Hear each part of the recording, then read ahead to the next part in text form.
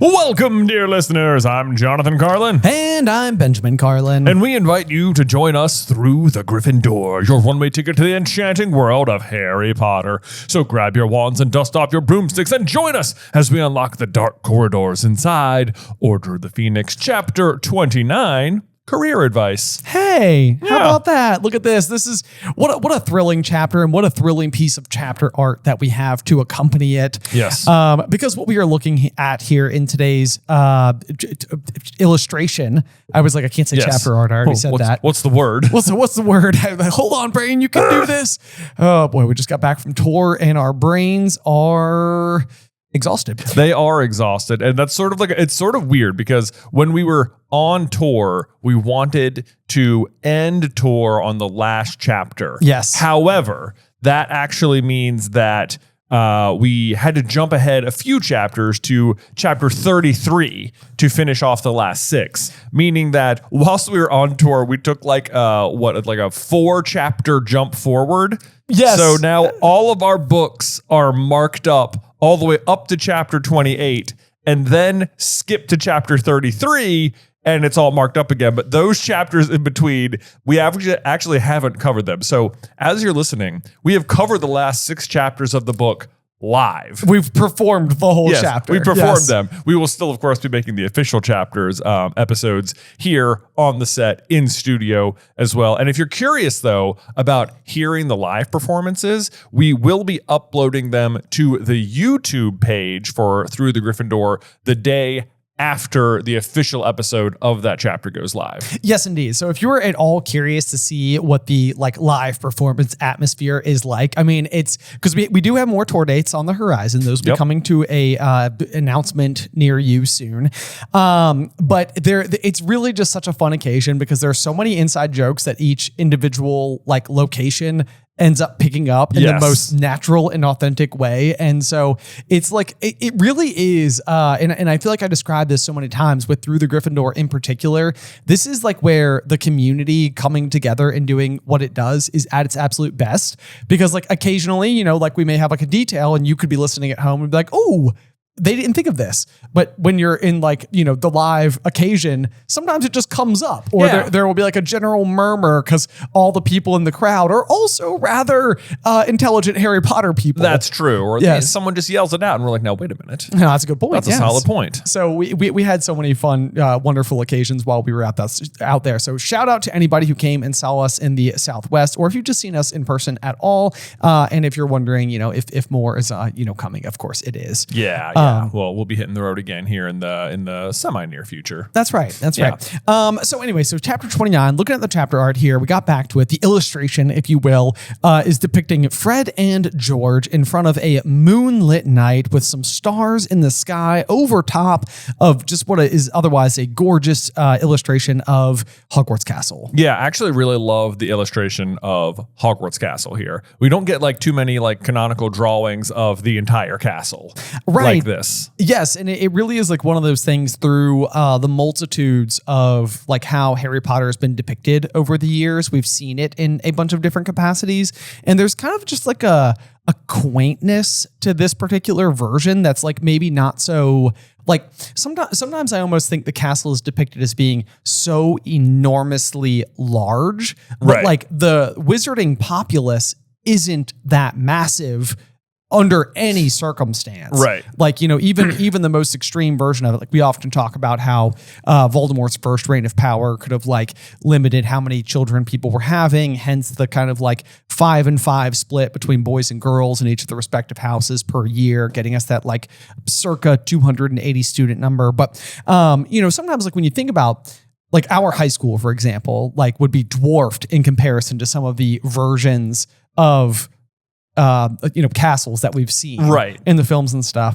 And, we had 1,000 students at our school, and it was you could almost drive past the school, and if you weren't looking right, you might not even notice. Right. So this is a much like what looks like smaller version of the castle, but like still you could fit a lot of students in there. Yes, indeed.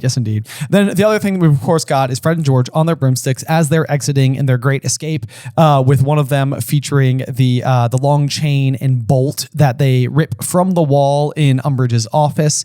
What I thought was really interesting is I was like, okay, like one of the things I want to do before I go past the chapter art here is figure out if it's Fred or George who has the chain. Oh, okay. And they reference the chain several times. They never actually say whose broomstick has it. Oh, bummer. So we don't know who's dragging it. So we don't know, which one is Fred or George in this particular image. But for some reason in my head, I tend to think Fred is the one with the chain. Oh, okay. I have no real backing for that. It's just a gut feeling. I feel like Fred does a lot more of the talking in this chapter versus George. I was noticing that. A good strong George chapter. I will also point out, Ben, that it depicts the full moon in the chapter artwork, but this is inaccuracy. Oh, that's a great catch. I know exactly why, but go ahead. Because one, it literally says, they said they're going to do it at 5 o'clock. And when it says they're going off, it mentions the setting sun, which you might say, well, it's just the sun, but the stars are out. So no, that's not the sun.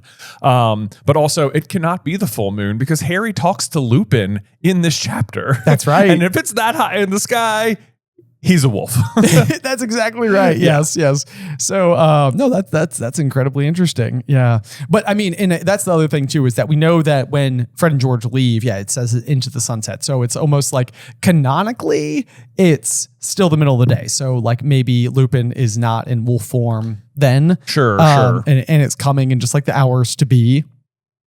But yeah, you're right. That is an interesting little. Well, I mean, he leaves the conversation with Lupin to go upstairs, and this pretty immediately happens. Yes, true. Yeah. So if it was that high in the sky, it didn't just happen. That's what I mean, though. Is like I think the very last line of this chapter is going to say, let's see here. Yeah, Fred and George wheeled about to tumultuous applause from the students below and sped out the front open doors into the glorious sunset. Right. So it's like either the chapter art's wrong or the text is wrong, and I feel like I have to lean on the text. I think the chapter art is wrong. Yeah. Yes. Yeah, Okay. That's what I think. Agreed. Yes. But either way, I love this chapter art. It's absolutely gorgeous. And with all of that being covered and not having turned a page in what is otherwise a long chapter, would you like to kick off with the first sentence? Absolutely. It says, "But why haven't you got occlumency lessons anymore?" said Hermione, frowning. And then the dragons arrived. Oh man. So, probably like a new problem. Right. Really, it's sort of like I think from here Hermione just never finds out why he stopped. Right. Because they're too busy dealing with dragons. Or maybe these are like mind dragons. It's like, oh, you should really be practicing occlumency.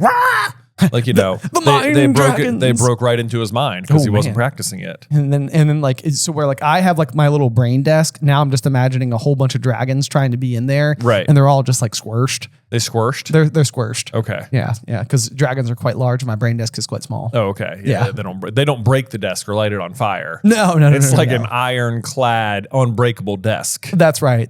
Yeah. So they're squished. Like okay. They're squished in. Okay. Yeah. Wow. But obviously where we're picking up from the previous chapter is that Harry has seen Snape's worst memory, which is Harry's own father James being especially cruel to him on a summer day after OWLs, and all of a sudden Harry's worldview is just basically like deconstructing in front of him. And yes, it's like for a book that has gone through so many reasons why Harry has reason to be upset, this is not one that you fully would have counted on being like thrown on top of the pile. Right. Yeah. It's like all of a sudden out of nowhere, just the worst news. Yes, exactly. Yeah. Because this is going to be very difficult. Something that's always brought Harry strength is his comparisons to his father. And now all of a sudden it's like, do I want to be compared to my dad? I know, but it's like at the same rate, everyone who's brought it up has done so in glowing ways. It's clearly meaning to compliment him. Yes. And the only real issue, and I'm going to talk about this more as the chapter unfolds, but we're going to get like a lot of like James was 15. I ask you not to judge him based on who he was then. But the issue we kind of run into is that James dies at like 21. Right.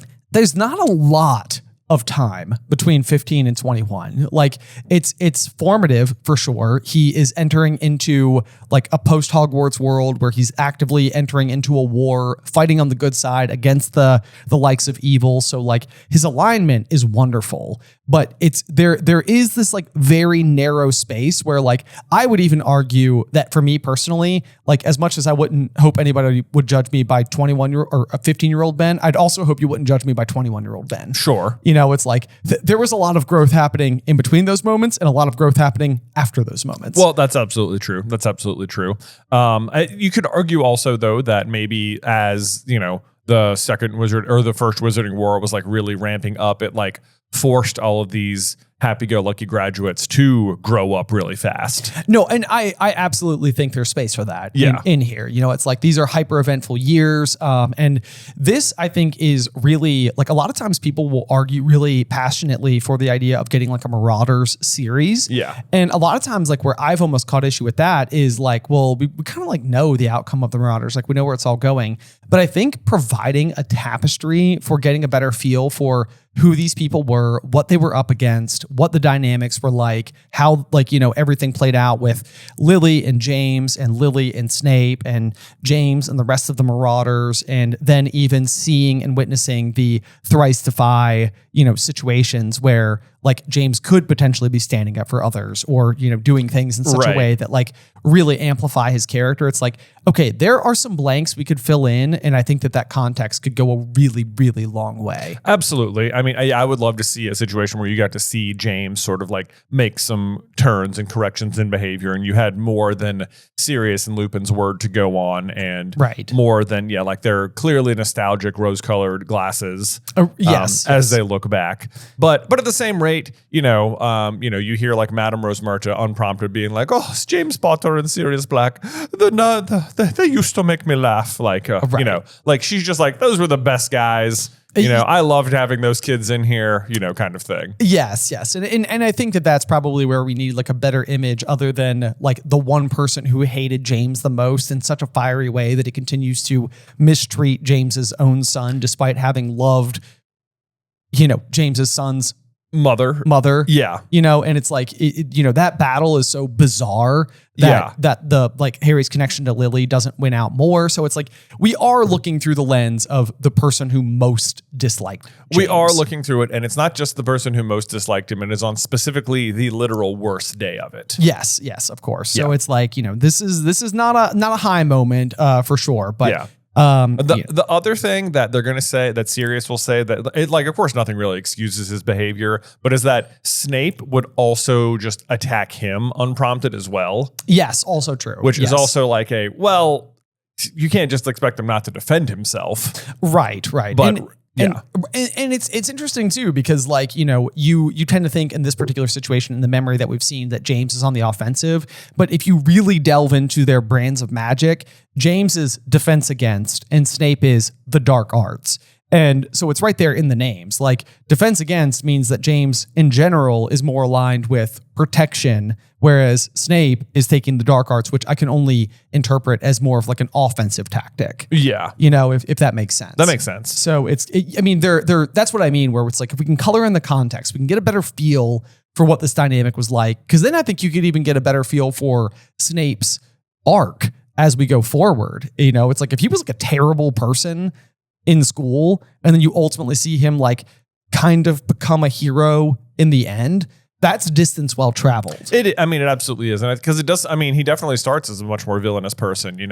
He's dabbling in the dark arts. He knows a lot of dark arts when he arrives at the school. He's calling people mudbloods. His hypocrisy is crazy. Yeah. Where he's like, he joins up with the Death Eaters voluntarily. Right. But at the same rate, like, clearly doesn't even loves Lily, and despite her muggle-bornness and all that. And it's like, well, dude, you can't have your cake and eat it too. No, certainly not. Yeah. Certainly not. Yeah. So anyway, we made it in one half sentence here. So let's continue. But obviously, this is Hermione asking why Harry doesn't have occlumency lessons anymore. And Harry is in a position where he is unable basically to explain the full context, because even though he is normally so willing to share everything with Ron and Hermione, this is something that's very close to the chest for him. Yeah. So he's like, I've told you, Snape reckons I can carry on by myself. Now I've got the basics. And it's like, is that what happened? And then Hermione's gonna be like, so you've stopped having funny dreams? And Harry's like, pretty much. And I was like, like not at all. So and it is sort of like just tell her what you saw, man. But I think it like note now that he does not tell Ron and Hermione what happens, or even like that he wants to talk to Sirius about it. Or anything, you know? Right. Yes. Okay. Good to keep in the back of the mind. Yes. So Hermione is really going to be like, she's got like a one-track mind for a lot of this chapter where she's just sort of like, you need to be doing occlumency lessons and you definitely don't need to break into Umbridge's fire. And I feel like that's the primary sentiment she's going to be expressing. Yeah. And she's going to be just sort of hissing that out in the background the whole time. Yep. So Harry's just like, no, just drop it, Hermione. Okay.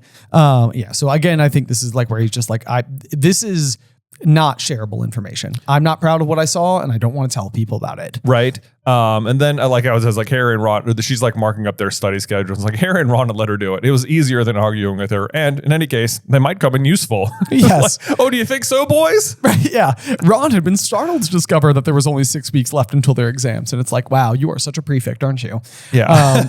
Hermione's like, how can that come as a shock?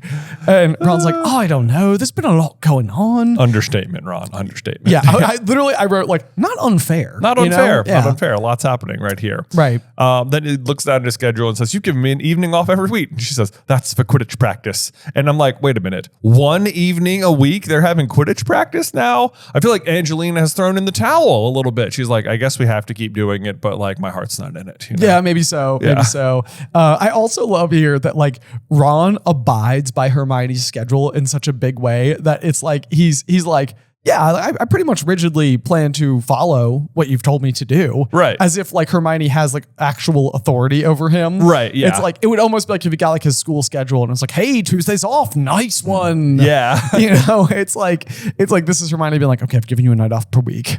But of course, Ron is not particularly happy about the night off being for Quidditch practice in particular. And the smile fades from his face. And then he says, well, what's the point? We've got as much chance of winning the Quidditch Cup as Dad's got to become Minister of Magic. To which I would say this would have been amazing foreshadowing because they do win the Quidditch Cup. And it'd be really great if at the end of the books, like, because I think they say Kingsley's been like instated like temporarily as the Minister of Magic. Yes. But like he just sort of stays that for a while. Right. But it would be amazing if it was temporary and then you found out, no, Arthur was Minister of Magic. And it was like, hey, that'd be so cool. Dude, because he'd never been promoted and they keep saying it. Yes. No, I absolutely love that. And we're going to come back to this here in just a couple minutes too, because we're doing career advice in this particular episode in this chapter. And so they have all the little pamphlets that are kind of giving them the requirements for each of the potential careers they could take.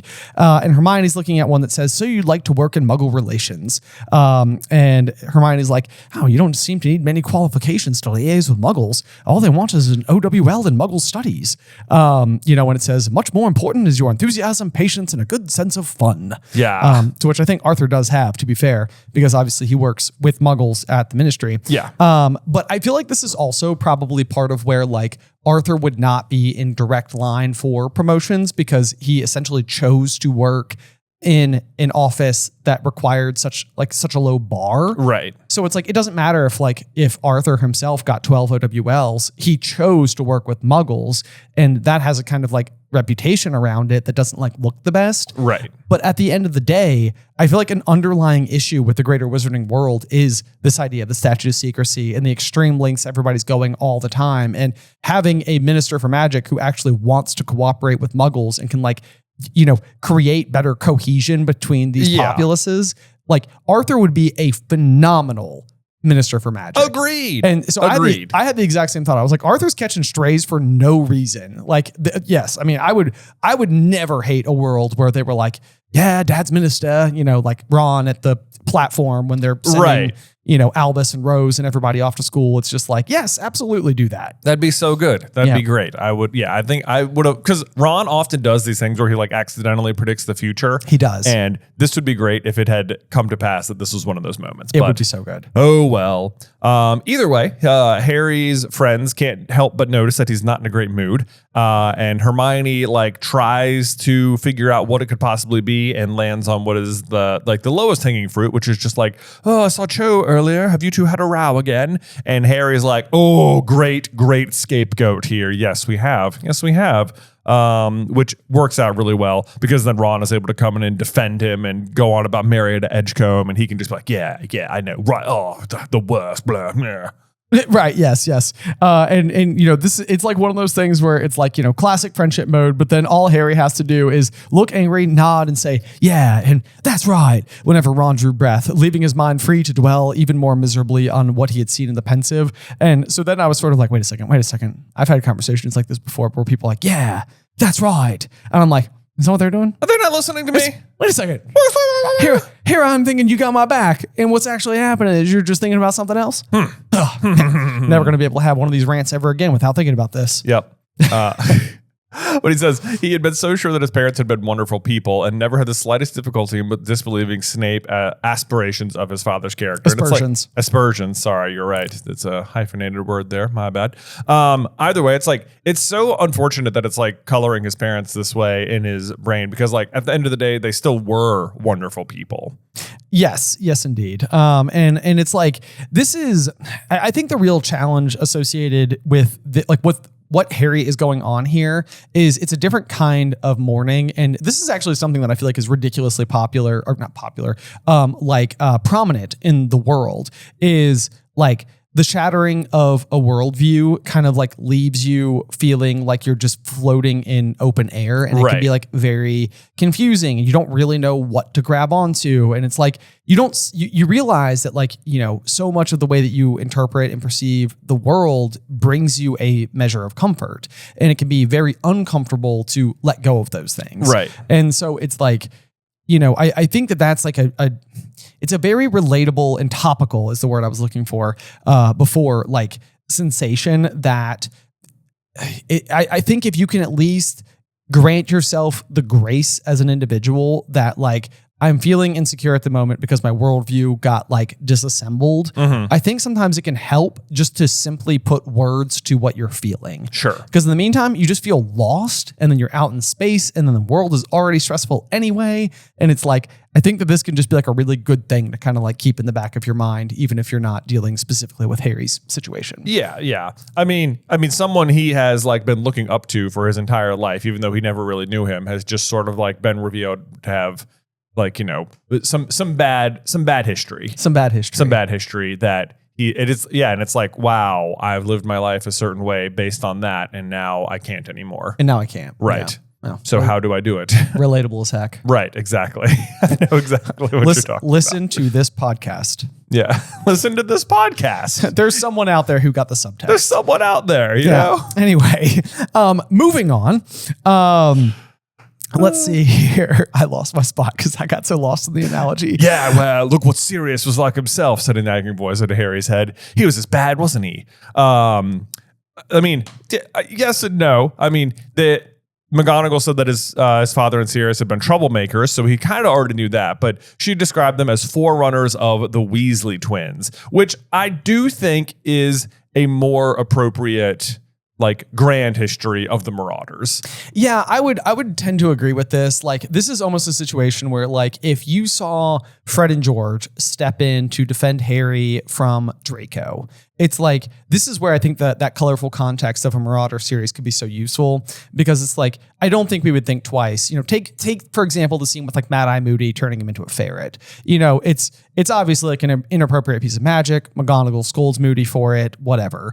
But like, any instance, I think even at the end of this book where everybody steps in and curses and hexes Malfoy, Crabbe, and Goyle on the train on the return ride home, it's sort of like they're pretty badly beaten and bruised in that particular occasion. Right. And if you were, way in the future, and Draco teaches potions at Hogwarts, and Albus comes to school, and Draco hates Albus because he's Harry's son, and they're doing lessons similar to these, and you see inside of Draco's mind, and this is a really embarrassing moment for him. It's like, do you see like what I'm trying to say? Yeah, he like, goes in there and he just sees his dad hit him with Sectum Sempra, and you're like, wow, yes. It's like, that doesn't look so good. That doesn't look so good, Dad. Yeah, it's like I'm gonna have to give you a ring by Floo powder and kind of talk through this. Exactly. So I think that's again where you kind of go back to like sometimes you need the whole picture. Yeah. Because I would agree otherwise. But so I think it's interesting that it's framing them as forerunners of the Weasley twins here, because Fred and George are also going to have quite a chapter here as well.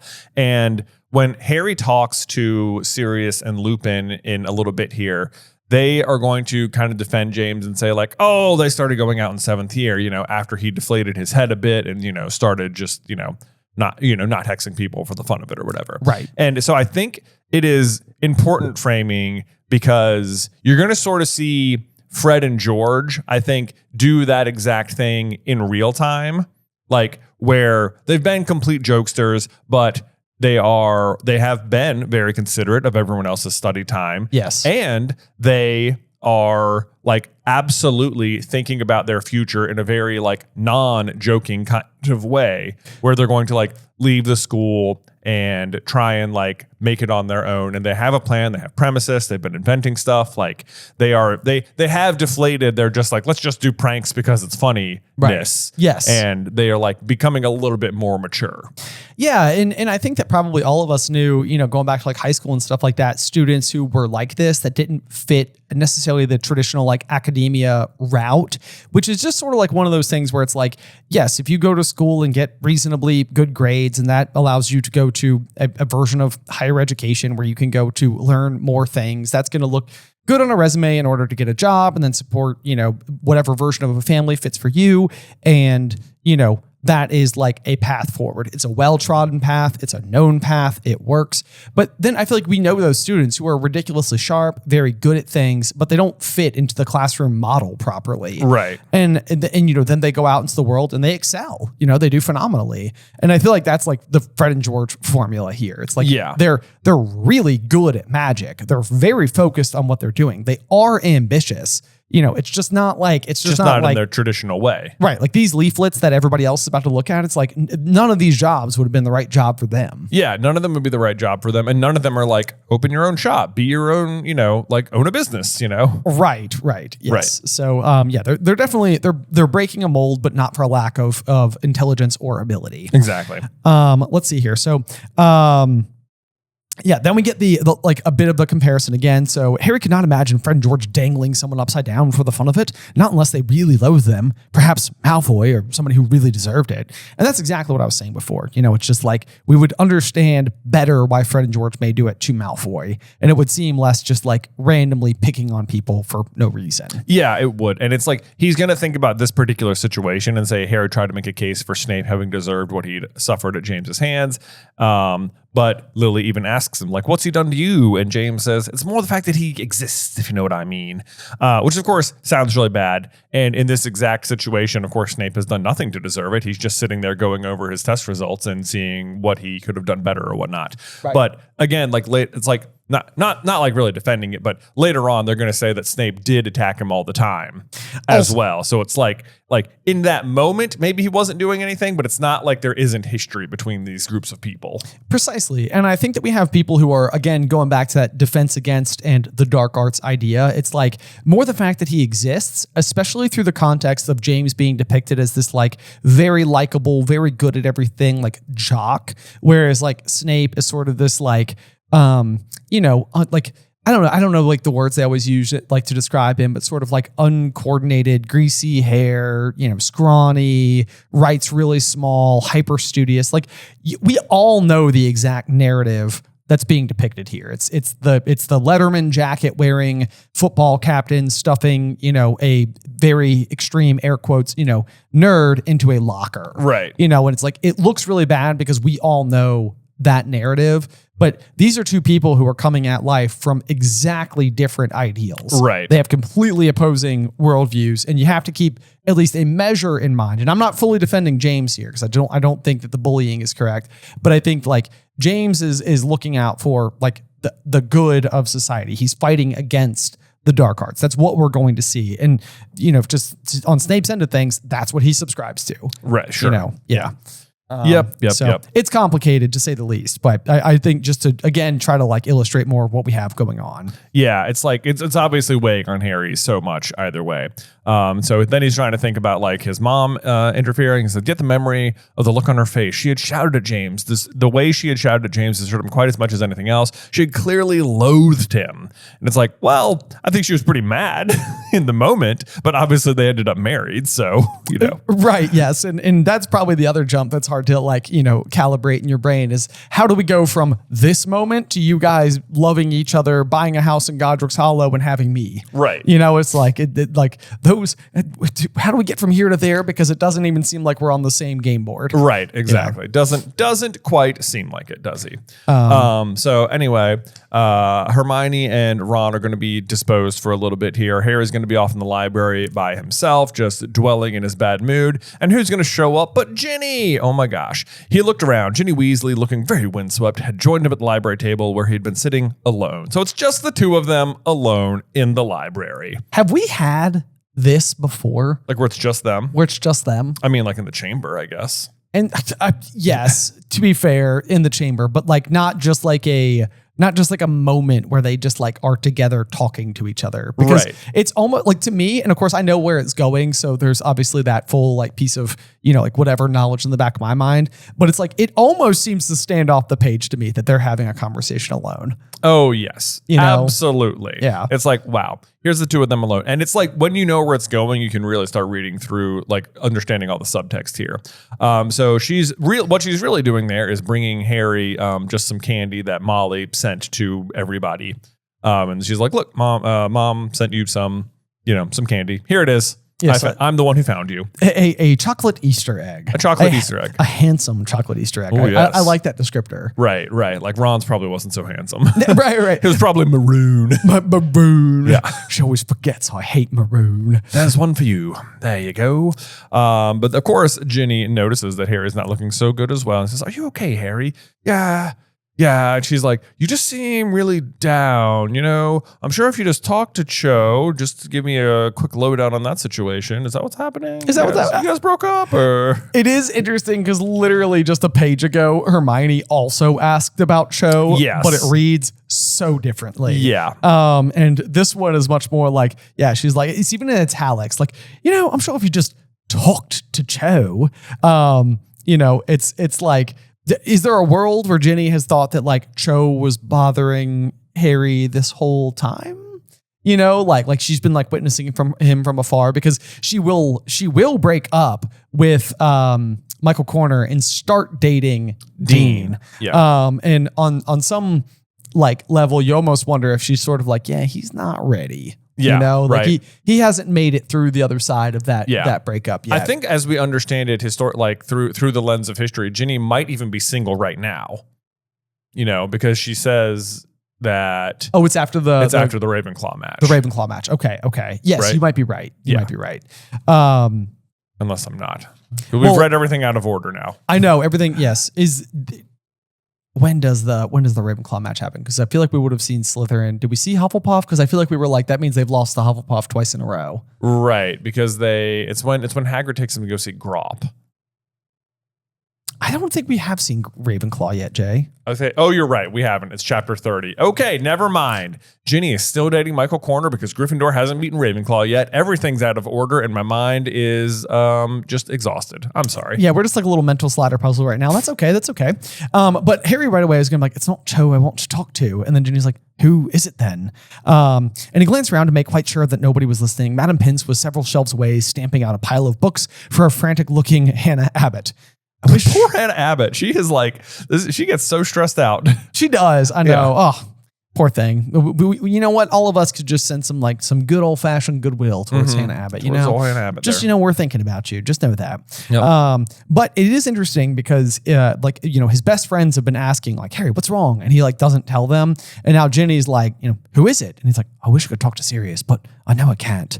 It's kind of interesting that it's sort of like all of a sudden it's like Ginny feels like a confidant. It's exactly what it feels like, because you're right. Hermione just asked him this exact same question, and it's not how he responded. Ron, he didn't tell this information to, but it is quite telling that the only person he felt he could tell this information to is Ginny. Yes, which is kind of amazing.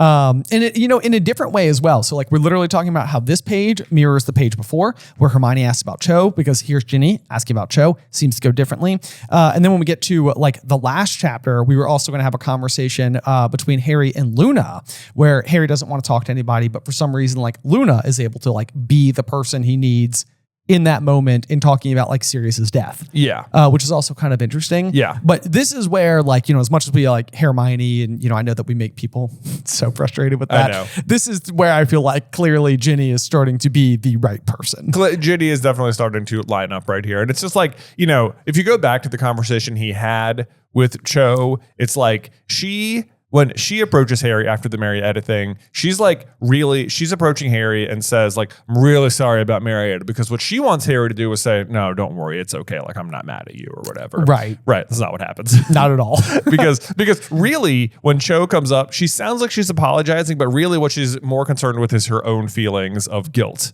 For it. Yeah, like she wants Harry to be like, it's okay. Like, don't worry about it. She's not concerned about Harry's feelings. She's concerned about her feelings. Ginny right here is very concerned about Harry's feelings. She is like even willing to suggest he tried to get back together with Cho because she cares about how down he is. Oh, which is the opposite of what what she actually wants. Right. Yes. Yes. And it's very selfless. He says like, I just want to talk to Sirius. And she's like, you know what? I think I can help you with that. She is like really putting Harry's emotions first. Yes. She is there for Harry's feelings, not her own.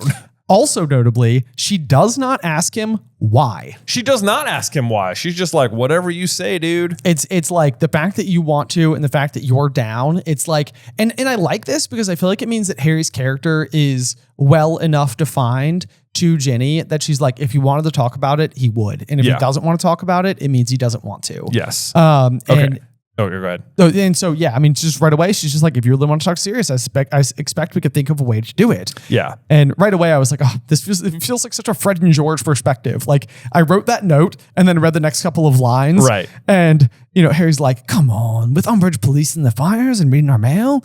And right away, Ginny's like, well, the thing about growing up with Fred and George, said Ginny thoughtfully, is that you start to sort of think that anything's possible if you've got enough nerve. Okay. And I highlighted that line because Harry is sitting here all down to the dumps about his dad and Sirius and stuff right here. But what Ginny is saying right here, the thing about growing up with Fred and George, is that you start to think anything's possible if you got enough nerve. That is exactly the track James would have been on. It is. If like Lupin came up and was just like, I just really want to talk to my dad, he would have been like, let's go. Let's go. Let's find a way. We can absolutely make that happen. Come on.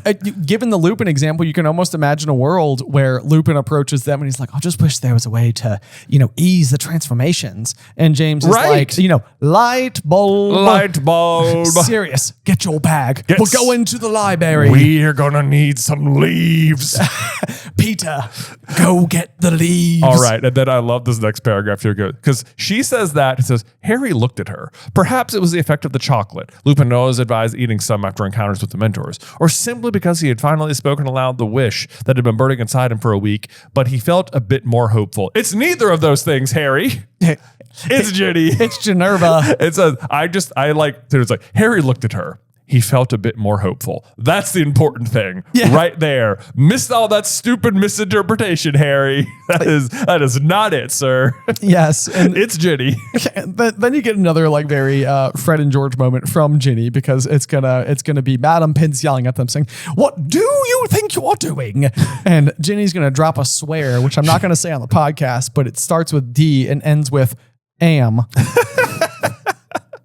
oh, I forgot. And she swoops down upon them and contorted with the phrase, chocolate in the library, out, out, out. She whipped out her wand and caused Harry's books and bag and ink bottle to chase him and Jimmy from the library, whacking them repeatedly over the head. I said Jimmy, not Ginny.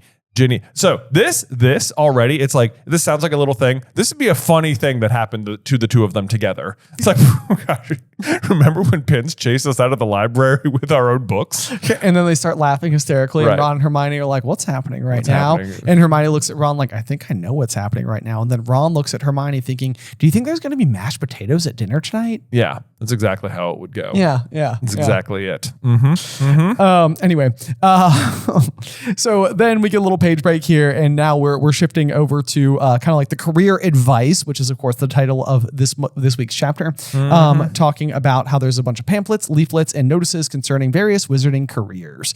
And it says, career advice: all fifth years will be required to attend a short meeting with their head of house during the first week of the summer term, in which they will be given the opportunity to discuss their future careers. Times of individual appointments are listed below. Boom. There we go. And I love Harry's career advice appointment so much. It is one of my favorite conversations that happens ever. And it is McGonagall at her 110% best. It absolutely is. Like, I know that I speak a lot. Like, the older I get, the more that I love the relationship between Harry and Molly, and just like the way that love sort of like transcends any requirements for, direct relationship or something, through family.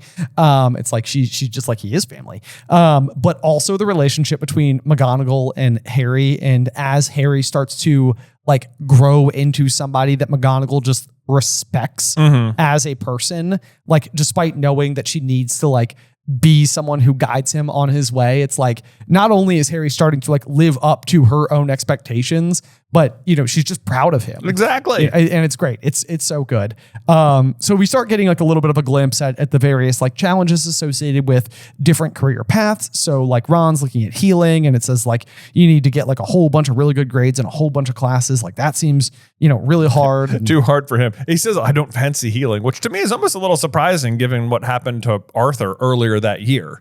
Yeah. Right. It almost seems like maybe that even as I thought that when I was reading this, I was like, I almost wish Ron had like been like, well, I was really impressed with the healers at St. Mungo's when Dad got attacked, because then it was like Harry would kind of send him in that direction. And he maybe then when they're hunting for the Horcruxes, like Ron has a little more like, I can help injuries better. Yes, exactly. And you would almost then have like a Ron and Neville sort of like paradigm shift in this book as well, which would be kind of cool, because I think like what we were just saying about Fred and George, it's the same kind of situation. It's like, if you know how to apply yourself towards your passion, all of a sudden the challenges don't feel like challenges. They feel like learning opportunities.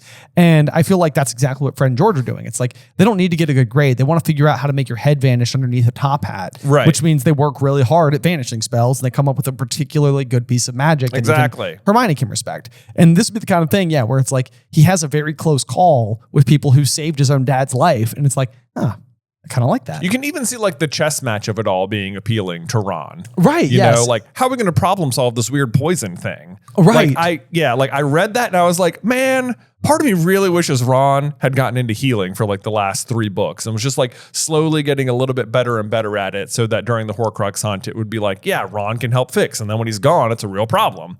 Yes. And it would even kind of be like a pretty impressive moment, because when Ron gets splinched, or splinched, Ron's been splinched. I can't not say it whenever it comes I know. up. But even during that moment, it would be like a great moment for Ron, because it's Hermione digging through the bag for Dittany. Yeah. To heal him. But that's almost a situation where I feel like you could let somebody else's strength shine through rather than Hermione's, because Hermione's done all the preparation work. She knows how to do all the protective enchantments, she brought the tent with her. It's like, right, all of Hermione's strengths already on proud display. But if in a moment of panic, Ron was able to be like, Dittany, Dittany, it's like, if he could tell her what we need from the bag to heal himself while he's been wounded, like, that amplifies the moment. Like, it allows all of their strengths to like kind of being passed like a baton in a circle. Like, it's a Ron moment, a Hermione moment, a Harry moment, like rinse and repeat. Yes. Because it feels like when they're on the Horcrux hunt, like Hermione's value to the group is like 13 out of 10 and Ron's is like 2 and Harry's is like 10, you know? Yeah, right, yes. Right. Harry's doing what he's supposed to be doing. Ron seems like he's doing less than he should be doing, and Hermione is doing more than anybody could ever expect anybody to have ever done. Yeah, it's kind of what it seems like sometimes. It's like, not that Ron's not important. Obviously, his absence hurts their morale a lot. Yes, it does. Yeah. Right, yes. But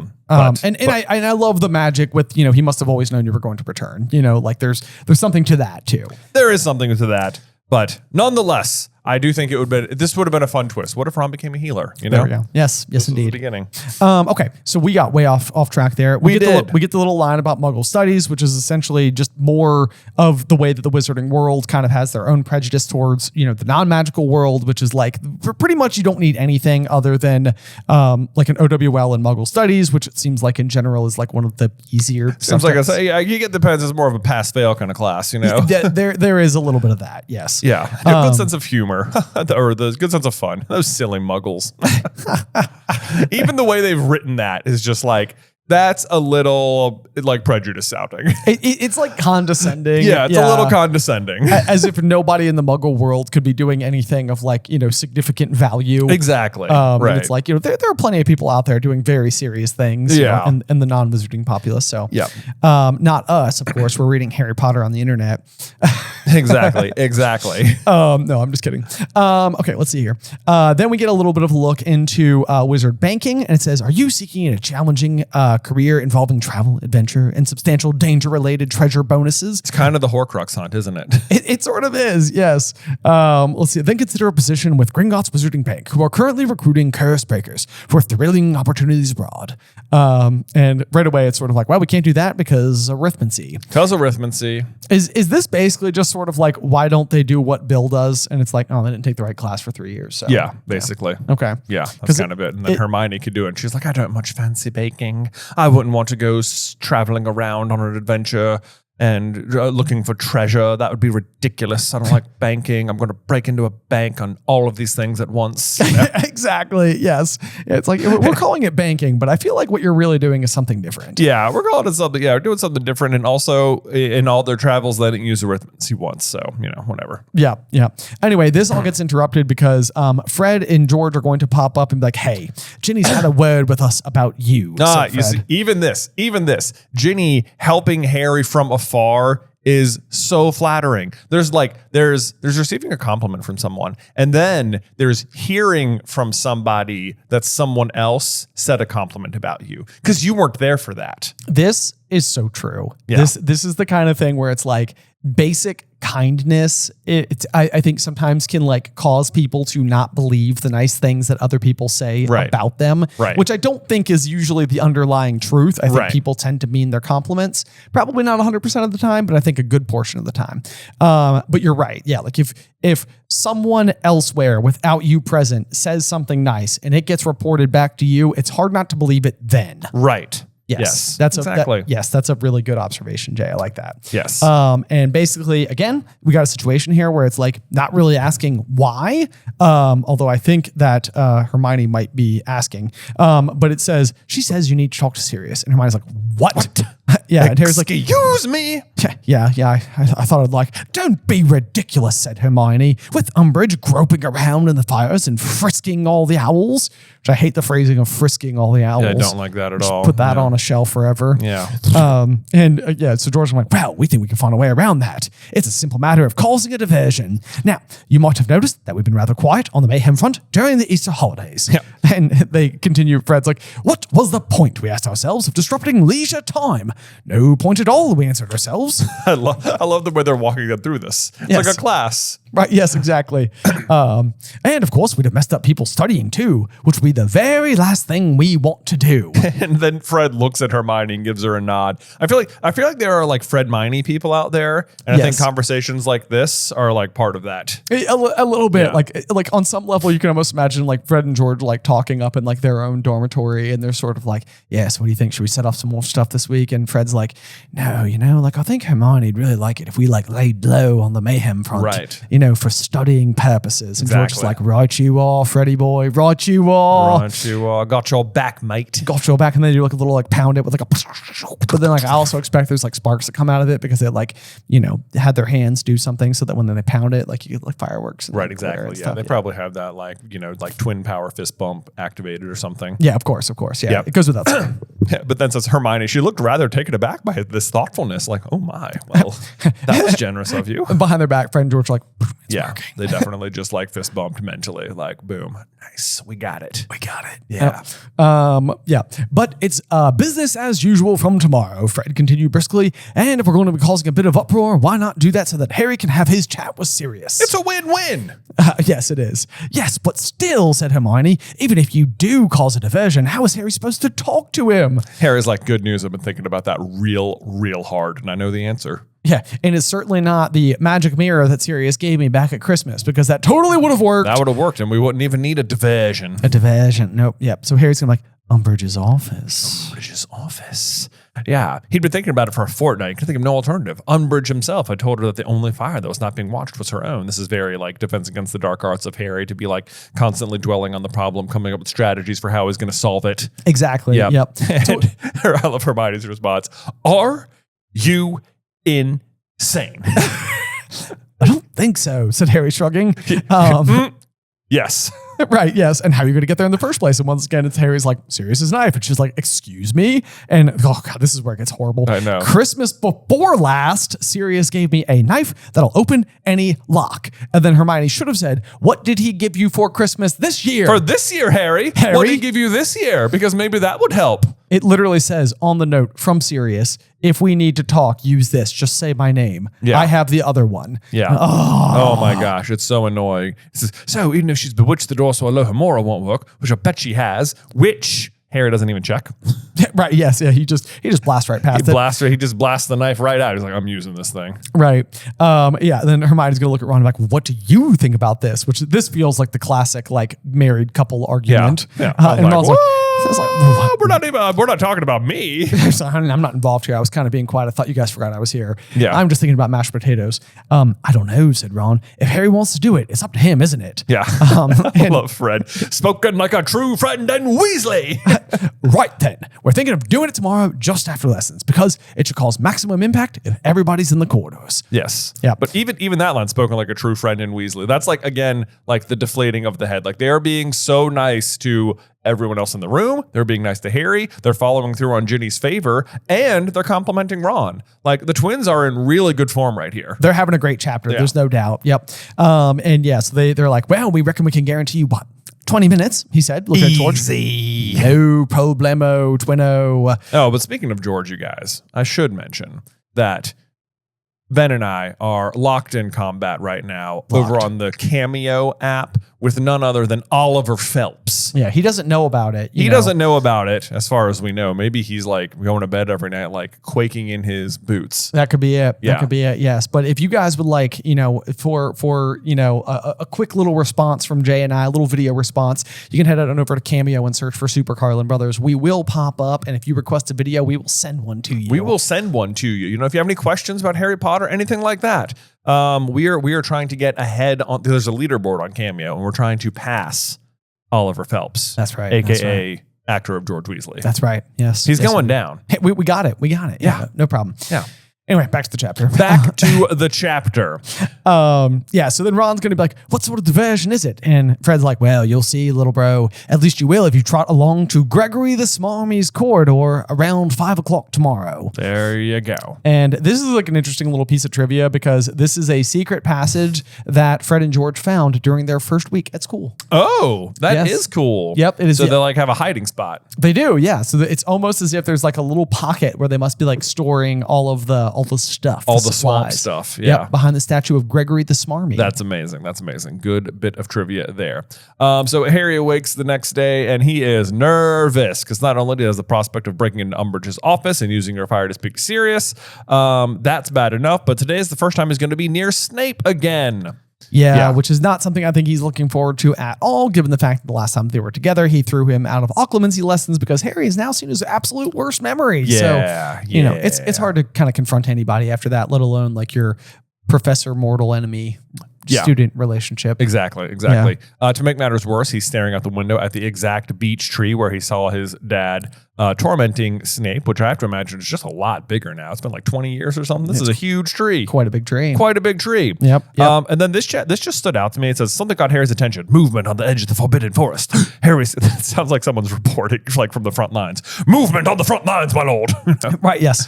Harry squinted into the sun and saw Hagrid emerging from between the trees. He seemed to be limping. As Harry watched, Hagrid staggered to the door. This only stands out to me because it is almost like the exact situation when he sees Crookshanks and Sirius emerge. Like in the early morning, he like looks out and he's like, "Huh, what's going on over there? There's that dog again. Kind of big black dog. And Crookshanks. Yeah. Huh, run, look. Oh, they're gone. Shucks be darned. Yeah. It's kind of like a weird one too. Yeah, because it's like there's not really a whole lot that comes from this. But one of the things that we did cover while we were out on tour talking about Grop, because obviously that's where Hagrid's coming back from. Yeah. And we've already had the warning from Firenze to Harry that was sort of like, whatever Hagrid's working on, the experiment is not working. And, Hagrid's like, it's coming on just fine. But there is kind of a weird thing that happens with Grop in the end, which is basically that like after he goes off and has his like attack with the centaurs and, Umbridge gets hauled off and everything, he just sort of like matures. Right. Just sort of like overnight. Yeah. So it's like nothing's working. And it has been working for 9 months. And now all of a sudden it's like, we're just kind of there. He's pretty good now. He's pretty good now. We don't really need don't really want it to continue to be a problem into book 6. So it's just fine now. Yeah. We solved that. Thinking about getting him a girlfriend or a lady friend or something. That's all they need. Let's see.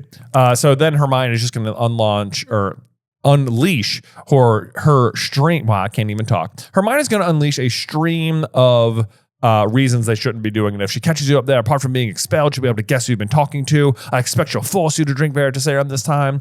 I'm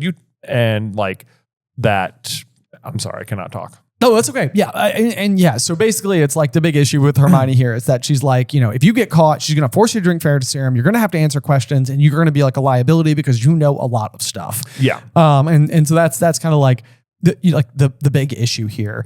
And Hermione's just going to continue to think of like really good reasons to not do this, which sometimes from like a writing perspective, I almost feel like what you have to do is have a character suggest the things that the reader might get fixated on if nobody said them aloud. Right. And so I think sometimes like Hermione almost gets like the short end of the stick here because it makes it seem like she's like nagging Harry when everybody else seems to be like fully in support of helping Harry. Right. But it's sort of like the reader needs to know that somebody brought up all the obvious problems. Right. But the Veritaserum thing is also kind of interesting. And of course, Hermione doesn't know this in this moment, but Snape is giving Umbridge fake Veritaserum. So even if Harry had drank that pumpkin juice, it wouldn't have mattered. It wouldn't have mattered. Yeah. He was always fine.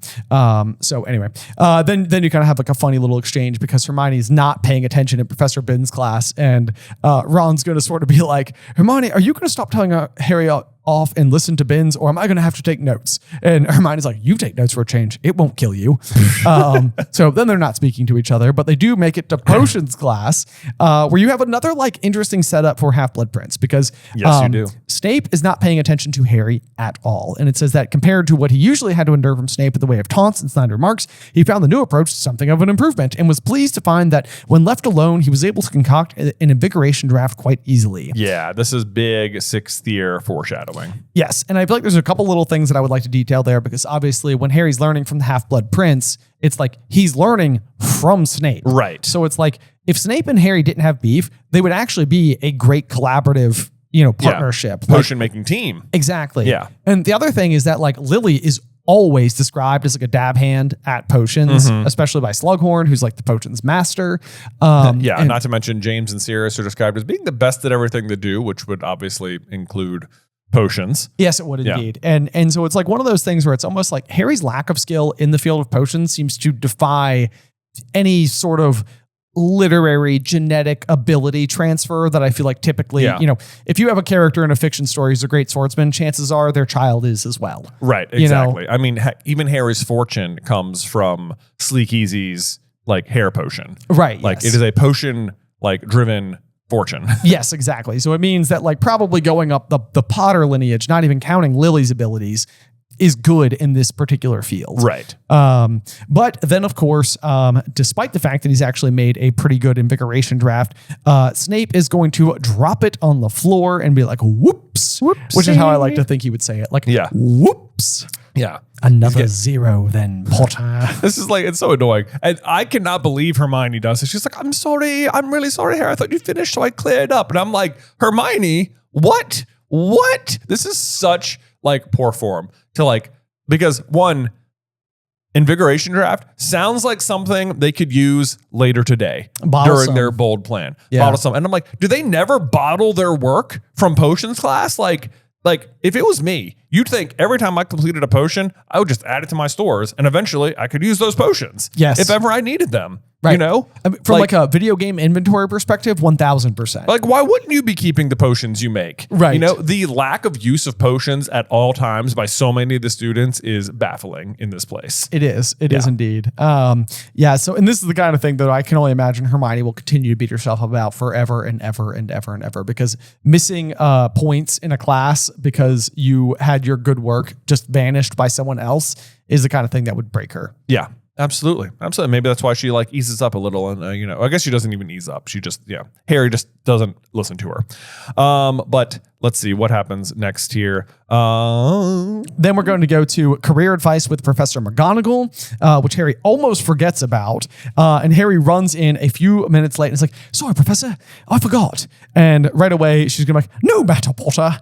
And it's kind of like one of those things where it's like, under other circumstances, I feel like being late to a meeting is the kind of, especially career advice, is the kind of thing McGonagall will be like, dude, you were late to this. This is kind of important, Potter. But I feel like she's much more tolerant given the guest in the room. Yes. If you compare this like to Harry and Ron's first day ever of Transfiguration, where she's like, you're late. Yes. Or whatever. Yes. It's like, you know, perhaps I should transfigure one of you into a pocket watch. Yes, and exactly. They're like, we got lost. And she's like, then perhaps a map. Right.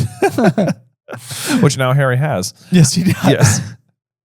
But I love this entire exchange top to bottom. So she asks them, you know, is there any career you wanted? And she's like, well, I thought of maybe being an aura or something. And like not missing one beat at all. She doesn't think it's like impossible or out of range for him to do this for even a second. He's like, thought of being an aura. And she's like, well, you need top grades for that, you know? Right. Just like, okay, let's do it, you know? Yes. And so immediately she's like, we need a minimum of 5 NAWTs and nothing under exceeds expectations grade. And NAWTs obviously is going to be like the next level of what they're about to be studying. So this is obviously exceeding OWLs. Nastily exhausting wizarding tests. That's right. And she is like, it's a difficult career path. They only take the best. And I don't think anybody has been taken in the last 3 years. Wasn't Tonks just hired? She was just hired, but there is 3 years of extended education following Hogwarts. Yeah. So it may be no Hogwarts graduate has been accepted. Like into that course? Sure. I think is almost what must be happening. But I also think it's kind of interesting. Like, to me, this is further dismantling, or this is where the curse that Voldemort's placed on the Defense Against the Dark Arts position in particular is paying his desired dividends. Right. Which is lessening the efficacy of the course. Right. You know, so it's like if nobody is getting more than 1 year under the tutelage of anything, they're not learning that well. Right. It's always a mixed bag. Right. And then, you know, you can't retain talent for more than 1 year. Exactly. So it's like sometimes we have good people, sometimes we have bad people. And now the superstition about the job, which is actually correct, is keeping good people away from it. Yes, exactly. Yeah. So anyway, and of course, you would have at least one group of seventh years of 3 years ago who would have been taught under Lockhart going into their final year. So I know, right? Not the best. Right. And the group of seventh years this year are being taught under Umbridge. Correct. Right. Yes, indeed. So the education system is definitely shaking at the moment. Right. Umbridge is going to continuously try to interrupt this lesson with tiny and then progressively less tiny hems or coughs, but Coughs. I read them as hem. Yeah, probably. Yes. But Professor McGonagall at first is going to ignore her. And then she's like, you'll want to know which subjects you want to take, I suppose. And Harry's like, yes. And he's like, Defense Against the Dark Arts. And she's like, naturally. Duh. Yeah. I would also advise. And then Umbridge gives another cough. a little more audible this time. I would also advise transfiguration because Aurors frequently need to transfigure or untransfigure. I think it's the first time we've ever heard that word. Yeah, untransfigure. Yeah. What did that just be transfiguring again? Yeah, just a different kind of transfiguration. Yeah, right? This is like apparate and disapparate. It's like, are they not the same thing? Right. Yes, exactly. Depends on whether you're coming or going, I guess. Yeah. Appear Like, or disappear. I have to apparate there. Pff, they disapparated. Correct. Right. Yes. Okay. And I'd also tell you, Potter, that I do not accept students in my NWT classes unless they have exceeds expectations or higher at the ordinary wizarding level. I'd say you're averaging acceptable at the moment. Good, solid, honest advice here. All right. And she doesn't seem to doubt him. She's like, you just need to put in some good hard work before the exams to stand a chance of continuing. So seems like she's like, you got it in you. Yeah, I don't doubt. And then she's like, potions, yes, Potter potions. I love the merest flicker of his mouth. She's like, I know you don't like Snape, and I know he doesn't like you. And to be honest, I don't really like him. Yeah. But Dumbledore says we trust him. Yes. Nobody will tell us why. It's okay. But poisons and antidotes, obviously deeply important. And Professor Snape absolutely refuses to take students who get anything other than an outstanding in their OWLs. Yeah, which puts a lot of pressure on that particular OWL all of a sudden. It does. And it also kind of comes with this like real big sting. Because, when we come into Half-Blood Prince, they're going to get their OWL results, and Harry's basically going to be like, I can't be an Auror. Like, there goes that ambition. Right. Like, without potions, I can't do it. And so I guess I'll have to teach now. Shucks be darned. Maybe I'll be a headmaster someday. Maybe. If only. If only. It's the correct path, people. What I'm hearing is the way this book should have ended is Arthur became Minister of Magic, Ron works at St. Mungo's, and Harry is the Defense Against the Dark Arts teacher. That's right. There we go.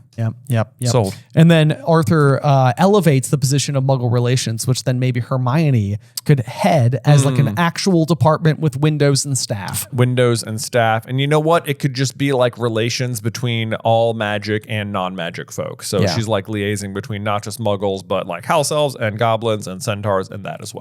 Yes. Yeah. Yes, absolutely. All of that. All Maybe of even that. Hermione should have someone else assigned to centaurs because she needs some work in that department. But I don't really like horses. yeah, It's like Hermione. they're not horses. Okay, they're not horses. Anyway, but you're right. No, I think we've fixed the future of the story. Yeah, there we go. Yeah.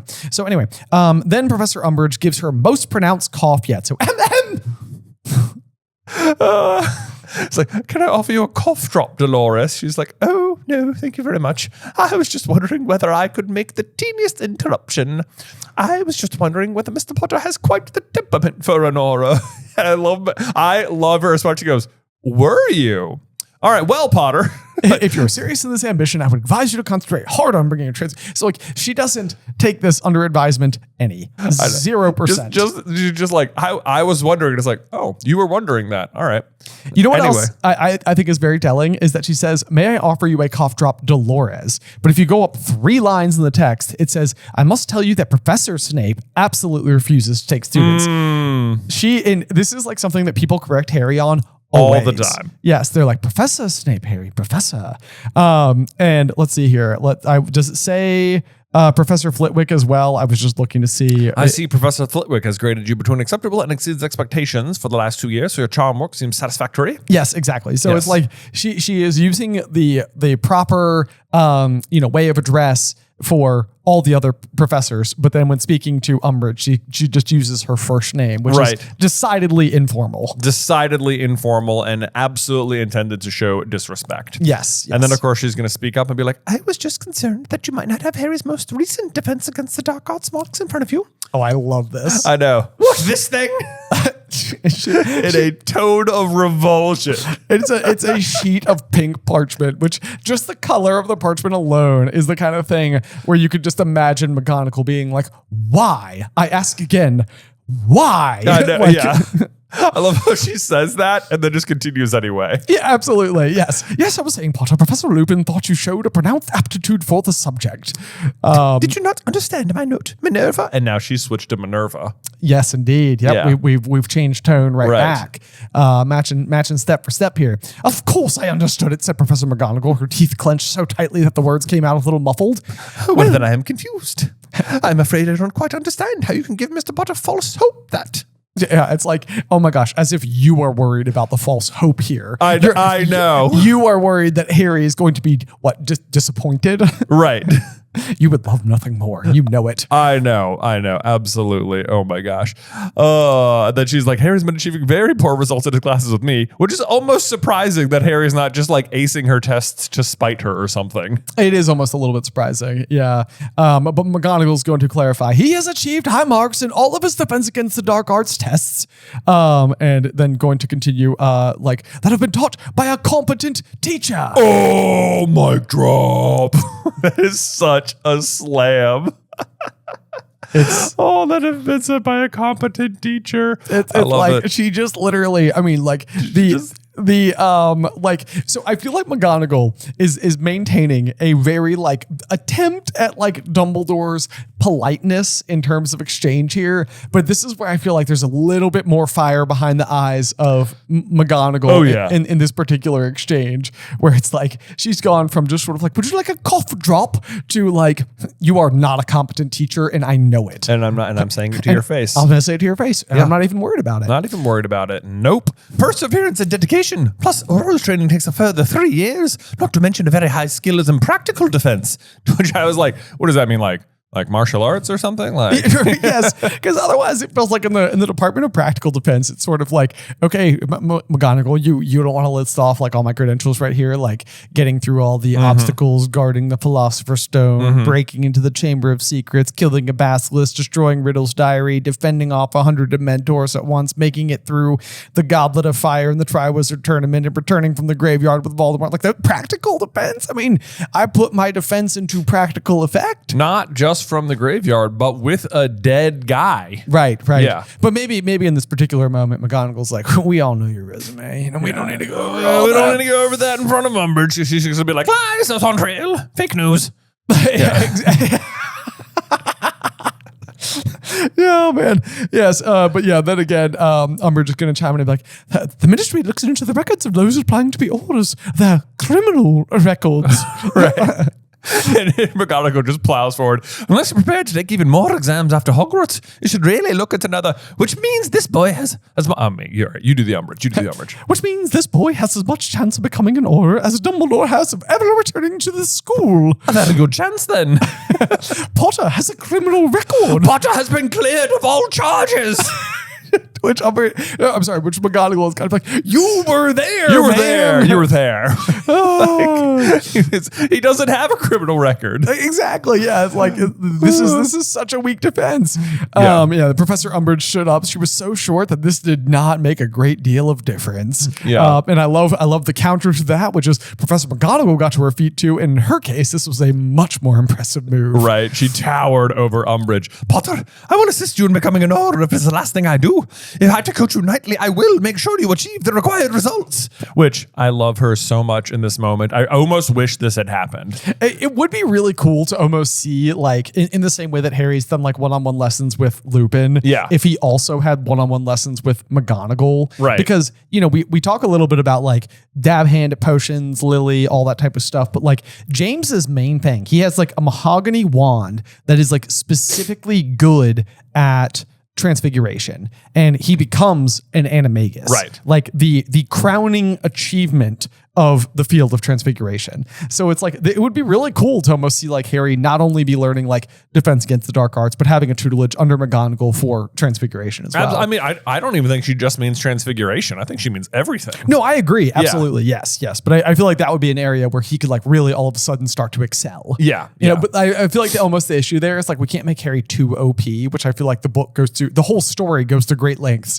to almost like allow him to excel at certain things, but really his like heart remains his key strength. Right, exactly. It's never like his magical prowess except for Expecto Patronum. Exactly. Yeah. In Expelliarmus. Yeah. Or at least the not even Expelliarmus, like the power of the spell, but the intention of disarming versus being offensive. Yeah. But yes. So then Umbridge can be like, the Minister of Magic will never employ Harry Potter. There may well be a new Minister of Magic by the time Potter is ready to join.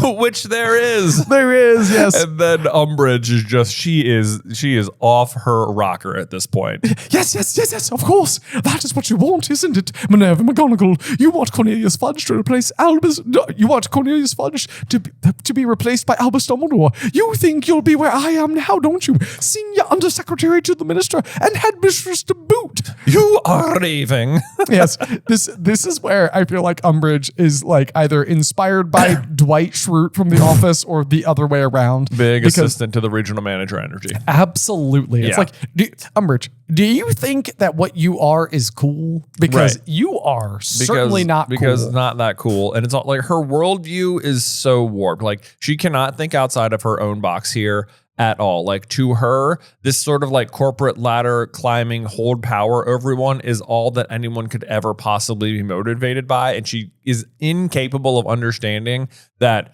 other things are more important. Do you think on some level, this is me going real tinfoil cap here for a second, but like on some level, what could be happening is Umbridge actually does see the like appeal of Harry Potter and his fame and his abilities, and like maybe on some level believes some of the stories and is concerned because of this worldview that Harry would enter the Ministry of Magic as an Auror, climb the ladder, in no way would he ever keep her. Oh, like this is a long con to keep him from firing her. Exactly. I see. Yes, it's like her own self-importance is at like this is at what's stake here. That's always what's at stake with her. Exactly. Yeah. So it's like what is your concern with Harry being like a member of it's so stupid. Yeah, it's so stupid. But anyway, this is going to be McGonagall saying, Potter, that concludes our career consultation, and Harry's just going to be like, okie dokie, see ya. I am out. I'm outie. Which I'm almost surprised that Harry has not gotten more in the fray with this particular battle, but maybe this is one where it's like, McGee's got my back here, so I'm going to let her do what she does, and I'm just going to scamp. I'm just going to get out. I actually have her class next anyway, so I'm going to see her real soon. And when he gets there, Hermione's going to continue to whisper all the reasons he shouldn't do it. Now she's dropping the big bombs. But for not the least of which is that Umbridge looks like she's already in a really bad mood, which of course she is. And it's already because of Harry. Right. But then there's the detail that comes to Harry's mind, which is that he could just imagine Professor McGonagall's reaction if he were caught trespassing in Professor Umbridge's office mere hours after she had vouched for him. Oh man, nail in the coffin for me. I'm like, dude, just don't do this. This is like, you can deal with this. Write him a letter. Write a letter. There are other ways. I mean, I guess the owls are being what was the right term that is used here? Like frisked. Yeah, frisked. Yeah, but the other version of this is just that summer break is just around the corner as far as all the students are concerned. Right. Barring the obvious end of year Voldemort attack, but which is coming. But like he could just wait. Like, this is not a time-sensitive matter. Right. He's deeply upset. His worldview's exploded. But also, it's like, I'm sure it's hard to live with, and you just want answers so badly, but it does not need to be answered today. Right. Like, there is a whole lot on the line. Hermione's making a whole lot of good points here. Says nothing except that, it's like there was nothing to stop him from simply going back to Gryffindor Tower and hoping that sometime during the next summer holiday, he would have a chance to ask Sirius about the scene he had witnessed in the Pensive. Nothing except the thought of taking this sensible course of action made him feel as though a lead weight had dropped in his stomach. So it's like he's definitely going to do it anyway. Pretty much no matter what. I mean, and this is difficult because it's like, what we want here is for Harry to just sort of like think rationally, but we're on page 666 of this book. Wow. And he has not, I know not that wasn't supposed to be as symbolic as maybe you could interpret it as, but like it's like you're looking at these 600 some odd pages and it's like almost all of them have gone poorly for Harry. Yeah. And it's like at this point in time, it's like, could you still expect somebody to be thinking rationally? Or is it just the case where it's like something bad hurt me and I need a win? Not even a win. I need something. Yeah. Plus Ben, he's like, I love his bargaining with himself. He's like, plus there's a matter of Fred and George, whose diversion was already planned. Not to mention the knife Sirius had given him and his invisibility cloak, which he packed. It's like one, Fred and George already were going to do this diversion. They just learned that they should time it at a certain time with you, but they were doing it regardless. And like, oh my God, like, what am I supposed to do? I packed the knife. Like, I can't just not use it now. Like, what am I supposed to do? Reschedule time? I can't do it. I can't do it. I mean, imagine if what I had to do right now was take this gift from Sirius, walk up to my dormitory, open my trunk, take out all the rumpled cloaks, not cloaks. Yeah, cloaks. Cloaks, probably. Yeah, cloaks. Yeah. And find where I store the other gifts I've received from Sirius, maybe pick it up just in case, discover that it says, if you ever need to speak to me, you can do so by going through this two-way mirror. Yeah. And all of a sudden it's like, oh, wow, now I can have my cake and eat it too. Right. Especially because he's using the thing Sirius gave him 2 Christmases ago, but not the one he got 1 Christmas ago. Exactly. But the other thing I do think is kind of curious about this is that the 2 items that he is using to break into Umbridge's office to get relief over the character of Sirius and James are gifts given to him by Sirius and James. Right. And he's coordinating the break-in with Fred and George, the spiritual successors of Sirius and James. Exactly. Yeah. I feel like there's some deep symbology going on there. Absolutely there is. Yeah. Then you've also got this chime in from Hermione, who's like, Dumbledore sacrificed himself to keep you in school, Harry. And if you get thrown out today, it would have all been for nothing. So wildly true. Yeah, there is that. Yeah. And then you get that little voice in the back of your head. And this is not the best nod to Sirius, all things being equal. It says, and then he remembered Sirius in the fire upstairs in the Gryffindor common room. You're less like your father than I thought. The risk would have been what made it worth it for James.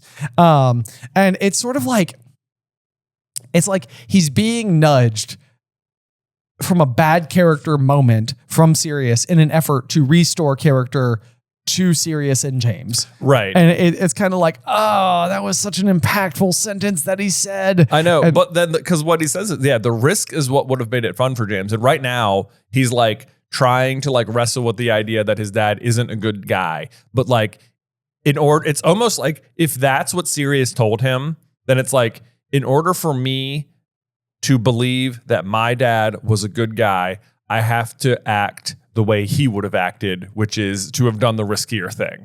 Right. So in doing that, I am deciding I think my dad was a good guy. On some level. It's a very subconscious level. You're right. Yeah. Because it's like he's being motivated based on what Sirius said James would have done. Right. It's like that's nudging him in the right direction. Then, of course, he's going to say immediately after that, but did he even want to be like his father anymore? Yeah, but he does it. He does do it. He does do it. And so maybe this is almost like, because interestingly, the note that I wrote here is that in the end, I actually feel like James's redemption arc could have been better. And again, it goes back to what I was saying about the Marauder series, where it's like, probably what we really, really need is just a greater glimpse into that world. Yeah. And that would really help give us a better idea of James's character and the way that he evolves from age 15 to, his ultimate death. Yeah. Because I think that clearly all the evidence would suggest that he does grow. Right. That Lily is really out of this era of people, Lily is the best of them. And her character is almost never called into question under any circumstance. Yeah, the worst she does is more like what she doesn't do, which is make up with Petunia. Right. Yes. Right. Yeah. Yes. And that could be the type of thing where Petunia is keeping her at such arm's length that absolutely might be efforts on her part. And indeed sort of the kind of thing that might have come just with more time. Yeah, exactly. It's like I said before, 21's still pretty young. Yeah, when they die. Yes, so not great. But in any case, they go to Umbridge's class, they leave, and then they hear the diversion, and they watch Umbridge come pelting out of her classroom fast as her short, tiny little short legs would carry her. Pulling out her wand, she hurried off in the opposite direction. It was now or never. Harry, please, said Hermione weakly, but he had made up his mind. He set off at a run. Boom. All right. Really no going back here. So he gets to the door, he inserts the blade of the magical knife, doesn't even try Alohomora, which who knows, maybe that would have worked. It could have worked, yeah. I tend to think that Umbridge, this would be like almost in the same way that Lockhart has decent magic in terms of memory charms. Mm-hmm. This is almost one of those where I feel like Umbridge hiding her dirt might be one of her skills. Sure. You think she's pulled a Colloportus door squelching charm here? Oh, I could see it. I could see it. The squelchiness of the Colloportus charm always makes me think that the edges become a weird spray foamy, but more gelatinous, glooby. Right, like toad-like or something. Oh yeah. It's not slime. It's mucus. What is that from?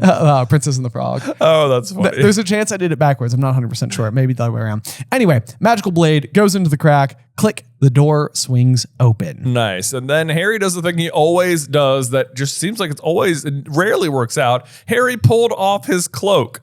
Why, Harry? Why? Like, keep it on. What if someone comes in? Like, stick your head in the fire, keep the cloak on up to your neck. I don't understand why he takes the cloak off. He does this when he gets running back from Honeydukes, when he's trying to beat Snape. Yep. Because, like, Malfoy just saw me with the cloak on. I'm like, dude, all you gotta do is keep the cloak on, go up to the Gryffindor common room, then take it off. Then you were there the whole time.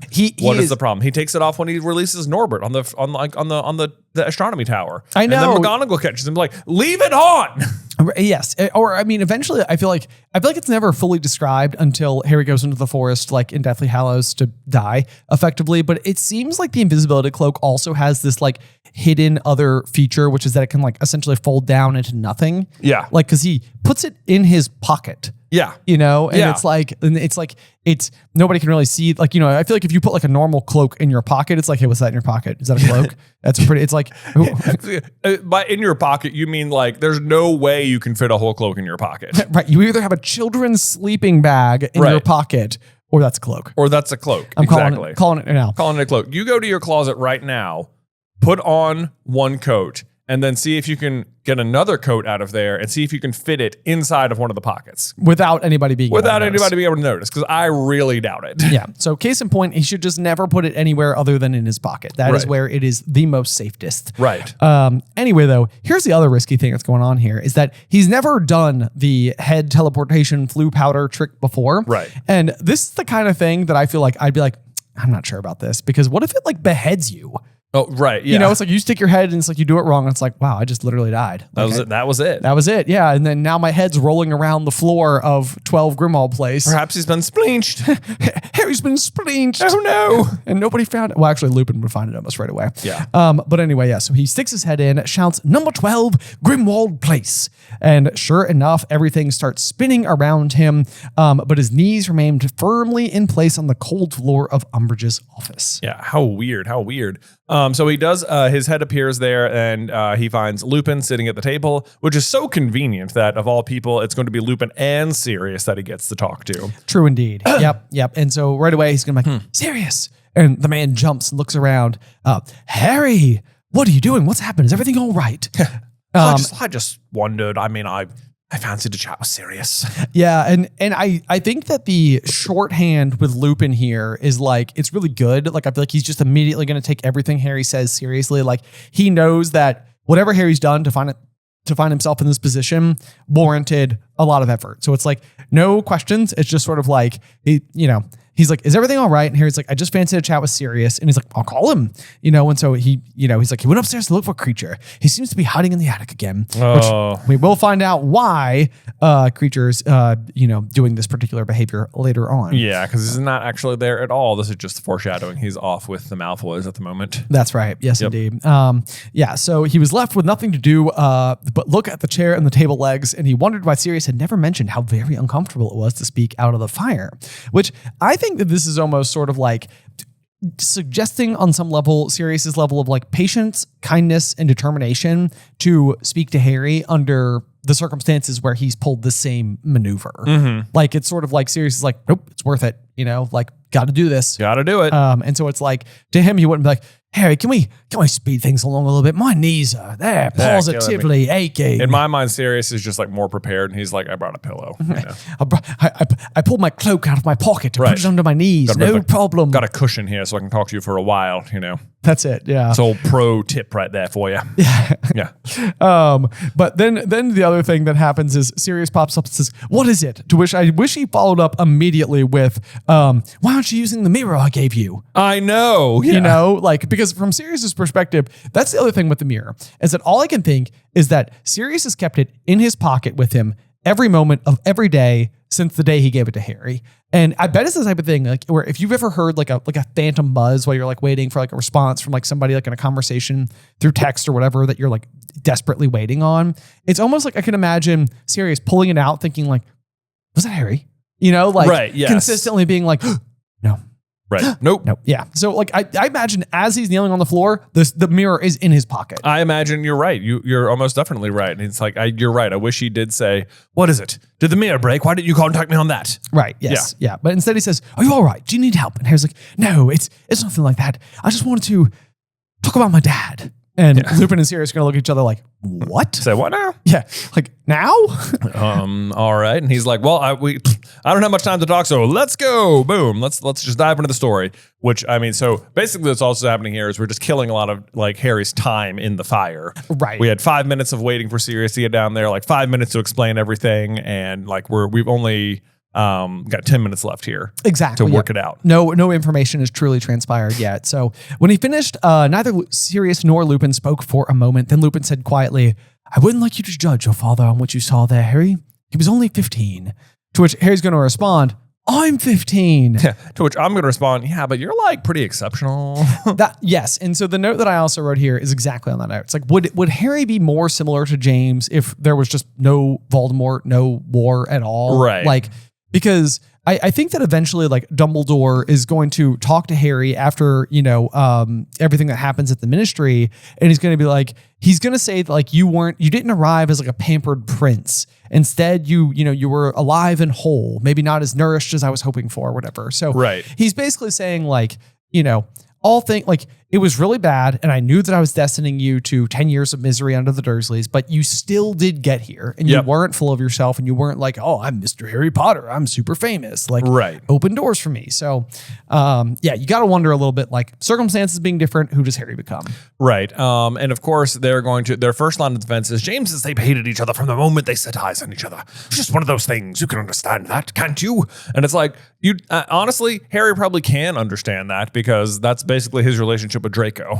It's exactly that. Like, I mean, Draco, was raised his whole life believing that he was going to show up to Hogwarts and be, like the King Bee or whatever, like just the absolute coolest. He was going to be exceptionally good at Quidditch, because I think to Draco's credit, I think he actually is pretty good at Quidditch. He's just not as good as Harry. Right. And he makes it to NEWT level potions. He's able to fix the vanishing cabinet. He can learn occlumency. Like, Draco has quite a few impressive accolades to his own resume. Right.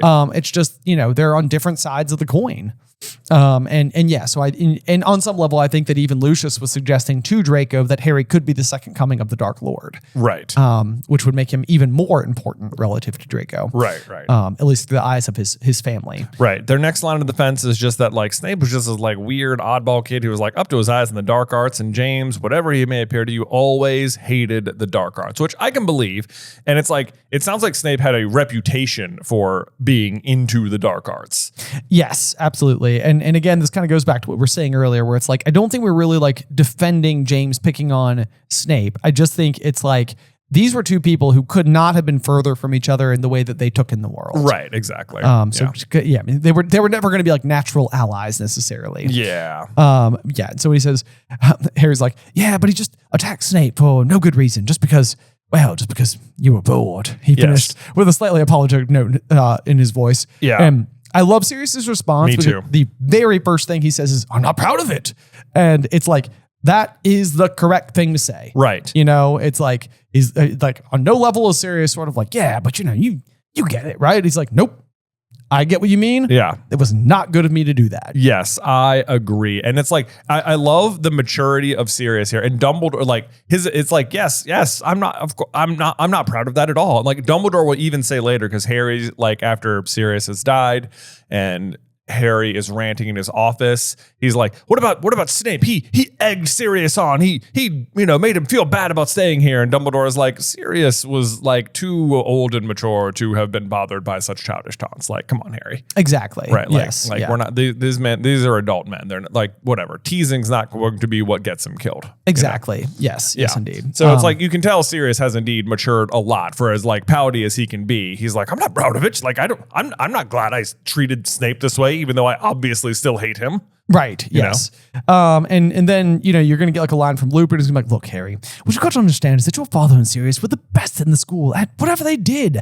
Everyone thought they were the height of cool. If they sometimes got a bit carried away. And then again, Sirius is going to be like, if we were sometimes arrogant little Burks, you mean? And Lupin smiles. And I feel like that is Lupin recognizing like, you have grown. Like right, even as friends, he's sort of like, good job, man. Yeah, good job. Also, to be the best in the school at everything they did when their classmates include like Lupin, Lily, and Snape is impressive. It is. Like this year at school was OP as heck. No doubt. And then Harry's just like, oh, he kept messing up his hair. And Sirius and Lupin laughed, which I think is funny. They're like, oh, I forgot he did that. Was he playing with the snitch? And it's like, it's like, they say eagerly, and it's like, I love how they're like beaming reminiscently because like you can tell they just miss him so much. Yes. I mean, this would almost be like if Harry stumbled across like an old photograph of James and they were all looking at it together for the first time. And, they hadn't, with the death of Lily and James and all the darkness that surrounds it, they've forgotten about like the casual, cool teenager that he once was. And just the way he was, awkwardly working his way through trying to impress a girl and the ways in which he thought he could make himself look cooler. It's like, there's a kind of innocence that lies beneath, like it's usually like the ruffling of your hair or whatever. I remember I used to do this in high school. It's like, it was more insecurity than it was like, oh, I know how to make myself look suave and cool. It was like, if my hair was wet in just the right way and I shook it back and forth really fast, it kind of flared on the edges, which I thought maybe looked cooler than if it just laid stick straight, which is the way it normally does. Mm-hmm. It's like, it's not the most like, Cormac McLagan coded behavior. Right. It's much more like humble, I think, in its roots. Sure. So anyway, Harry's gonna be like, yeah, well, I thought he was a bit of an idiot. And Sirius like, well, of course he was a bit of an idiot. We were all idiots. Well, not Mooney so much. Peter for sure. But here's another like little life lesson that I think is important to keep in the back of our mind is that people grow, and if we can't forgive them for their past selves, then why would we ever ask them to grow from where they were? It's like, sure, if you're going to hold people responsible for who they were before they grew, it's like you can't ask them to grow beyond where they are and like assert that it makes a difference, if that makes sense. So it's I like, know what you mean. Sometimes I think, it's like try not to hold people accountable for who they were in the past. And this is one of those that I'm probably selfishly saying, because I go back to like some of our earliest videos and I'm like, I'm not proud of who I was. Right. Sure. I had a ways to go. But anyway, that's a different piece of life advice. And Lupin's just going to try and give himself a dig. He goes, did I ever tell you to lay off Snape? And Sirius like, wow, that made us feel ashamed of ourselves sometimes or something. Which I was like, yeah, good try. Yeah. And then he's like, he kept looking over at the girls by the lake, hoping they were watching him. Yeah. And they know exactly. It's like, well, he always made a bit of a fool of himself whenever Lily was around, which is more of a flattering thing than anything else. Like, he couldn't stop showing off whenever he got near her. Right. And, oh, God, such Harry's a terrible... like, how come she married him? She hated him. And Sirius like, nah, she didn't. And to him, it's probably so obvious. Like, best man at the wedding. They were best friends. Like, they go way back. Like, Sirius got to see all of it firsthand. Yeah. So he knows with absolute certainty to a point where it's like he almost doesn't even have to like take Harry's comment fully seriously because it seems so ludicrous to him. Right. Then he admits like, oh yeah, my 7th year deflated his head a little bit, which is basically what Fred and George are doing like actively right now. Yes, exactly. Yeah. Yep. Yeah. They care about other people's studies. They're respectful when they need to be respectful. They're not harming people for the fun of harming people. They're just fighting the dark arts. Exactly. Yeah. Yep. And then, so once his head got deflated a bit and he stopped hexing people just for the fun of it. And then Harry's gonna be like, even Snape. And then Lupin's like, well, Snape was a special case. I mean, he never lost an opportunity to curse James, so you couldn't really expect James to take that lying down, could you? And this is again where like I think James's brand of magic is defense. Snape's is dark arts, which only can, to me, assert that one of them is playing defense and the other is playing offense. And if one of them has defense in the title, it feels like that's the more defensive one. And so it's like, all I can think is that Snape definitely had his own role to play in how these two didn't get along. Yeah, I think so. I mean, on this particular occasion, of course, there was nothing he really did other than, Sirius is bored and James just starts like picking on him. Exactly. Yeah. Yes. So this is, but again, this is like Snape's worst memory. It's through the lens of the person who hates James so much. Right. So, there's heavy bias in terms of the delivery, but also I don't defend anything James did. I know. It's still a really, really, really bad look for James on the day overall. Yeah. It's too bad we don't get more of like a redemption arc for it. You just sort of have to know that he grew up. Yeah. Yep. But he says, a lot of people are idiots at the age of 15. He grew out of it. And I mean, it's like, there is truth to that. It's just unfortunate that he was, such a loud idiot on this particular day. Right. Yeah. And so Harry's like, I just never thought I'd feel sorry for Snape. Just that feeling that makes you a man, Harry. Yes, exactly. It's exactly what I wrote. I was like, Harry, it is so good to feel empathy even towards those that you disagree with. Exactly. Like that is, I think, such a fundamental and difficult thing to accomplish. But at the end of the day is like, Harry, you are speaking in quality about yourself, thinking it's a bad thing. This is also going to foreshadow a moment or it's going to be like mirrored in a moment, very mirrored now that I think about it, in Half-Blood Prince, when Dumbledore and Harry are again in the Pensive watching a memory, and they're going to watch Voldemort, something of like young Voldemort, and Harry is going to be like, she wouldn't even like stay alive to like be with her son or whatever, and Dumbledore is going to say, could you be feeling sorry for Lord Voldemort? And it's just like, yep, yes, he is. He is. Yes. And I think in that moment, Harry maybe denies it. I can't remember the precise, language that he uses or whatever, but like I think that's Dumbledore, like inside just being like, you continue to impress me, young lad. Right. Very good. Very good. Very good. Yes. Yes. Even right down to the very final moment with Voldemort, the very last thing he says tells Tom, like, try for some remorse. It's the only chance you've got. Right. Yes. Yeah. It's like he's like literally trying to be like, there's a way out of this, I know you're not going to take it, but right. But I'm going to remind you that it is an option. I will offer it to you. Right. Yeah. Yes. And so basically then now we're back to the fireplace here, and Lupin's going to be like, now that you mentioned it, how did Snape react when you saw all this?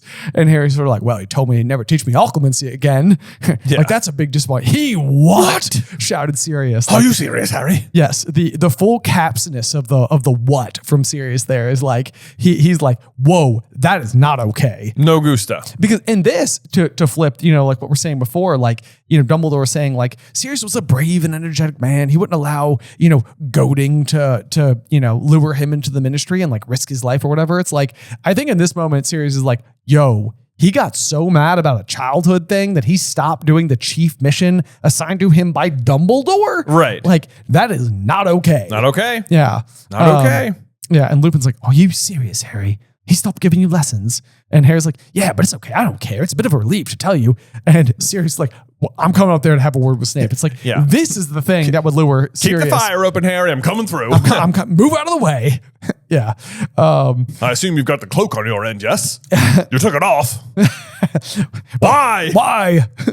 But then Lupin's like, if anyone's going to tell Snape, it will be me. But Harry, first of all, you're going to go back to Snape and you're going to tell him that on no account is he to stop giving you lessons. When Dumbledore hears, and Harry's like, I can't tell him that. He'd kill me. It's like, well, Lupin obviously must tell Dumbledore. It's like, what does Dumbledore actually do about it? Answer, nothing. Right. Yes. Yeah. Harry, there is nothing as important as you learning occlumency, said Lupin sternly. Do you understand me? Nothing. Okay, said Harry, thoroughly decomposed, not to mention annoyed. I'll try to say something to him, but it won't be. Yeah, he doesn't try to say anything to him, nor will he listen to Lupin here. Yeah. Then he fell silent and he can hear distant footsteps. Is that creature coming downstairs? No, said Sirius. It must be somebody on your end. Harry's heart skipped several beats. I'd better go. So then he pulls his head out and he finds himself kneeling in front of Umbridge's fire with his head firmly back on, thank goodness, watching the emerald flames flicker and die. Boom, bam. And in comes Filch. Quickly. Oh, she's left it open. Oh, approval for whipping. They've had it coming to them for years.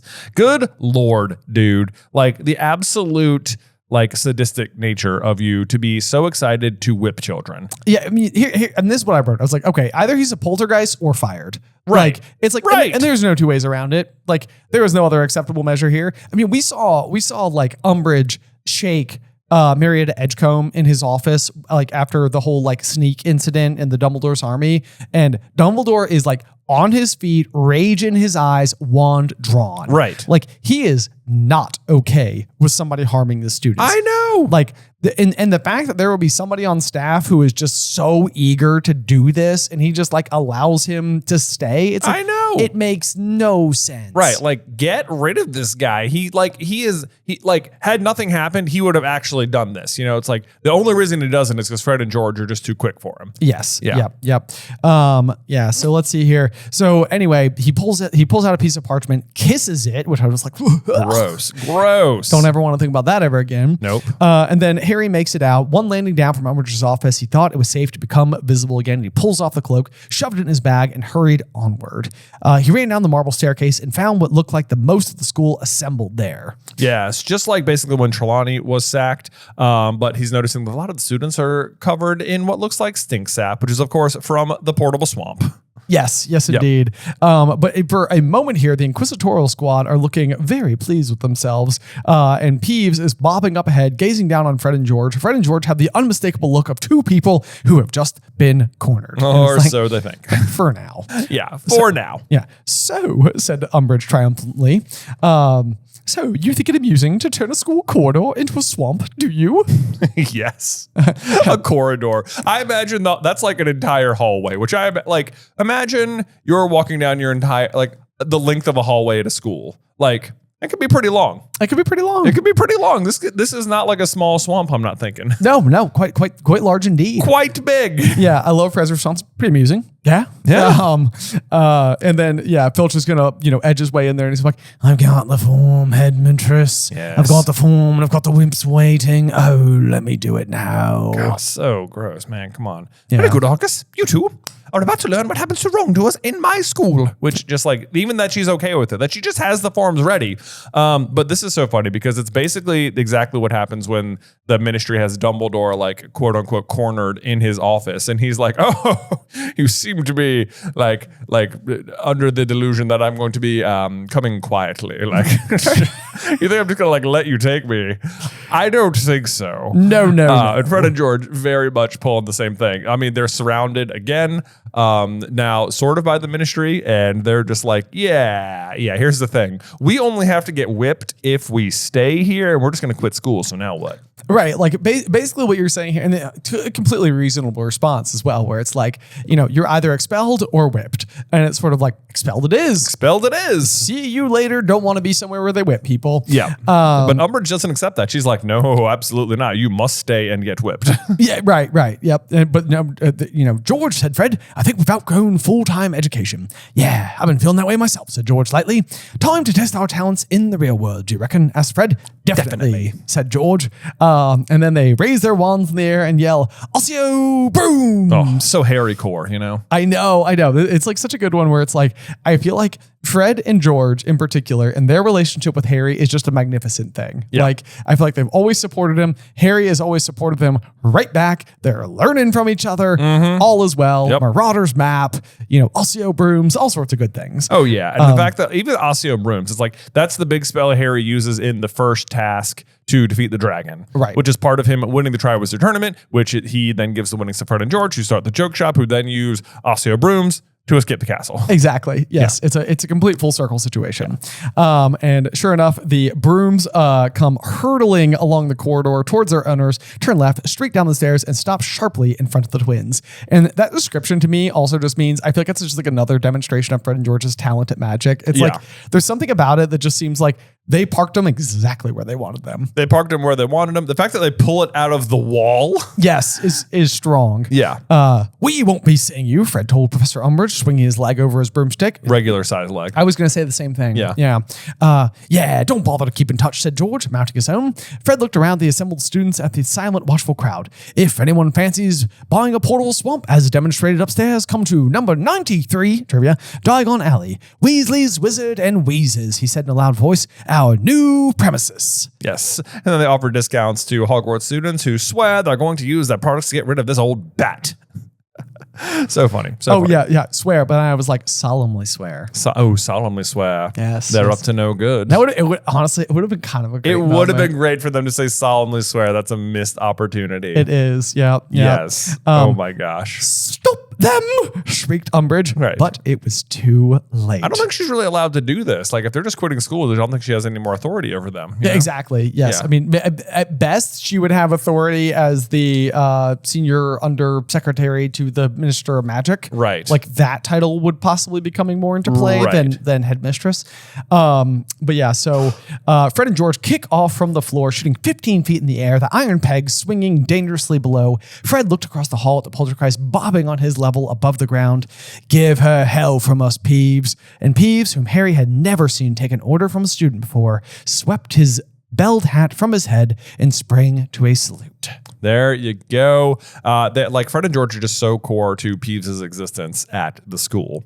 And I think he's just like, he's there for the chaos. He's watching them do this. He saw them do the fireworks. He's just like, these guys get it. You know? Yeah, it's like, yeah, this is, I mean, like, honestly, it's almost like one of those things where like, you've given me life for the past, 7 years or whatever. And it's like, the thing is that given how poltergeists work, it's true. Yeah. Like Fred and George are literally fueling him. Yes, like, exactly. In his existence. So, pretty glorious moment. And it's a great way that like Peeves, who is just sort of this like chaotic neutral character for almost the entire story, glints just ever so briefly into, like positive alignment. Right. A little bit. Just a little bit. Yeah.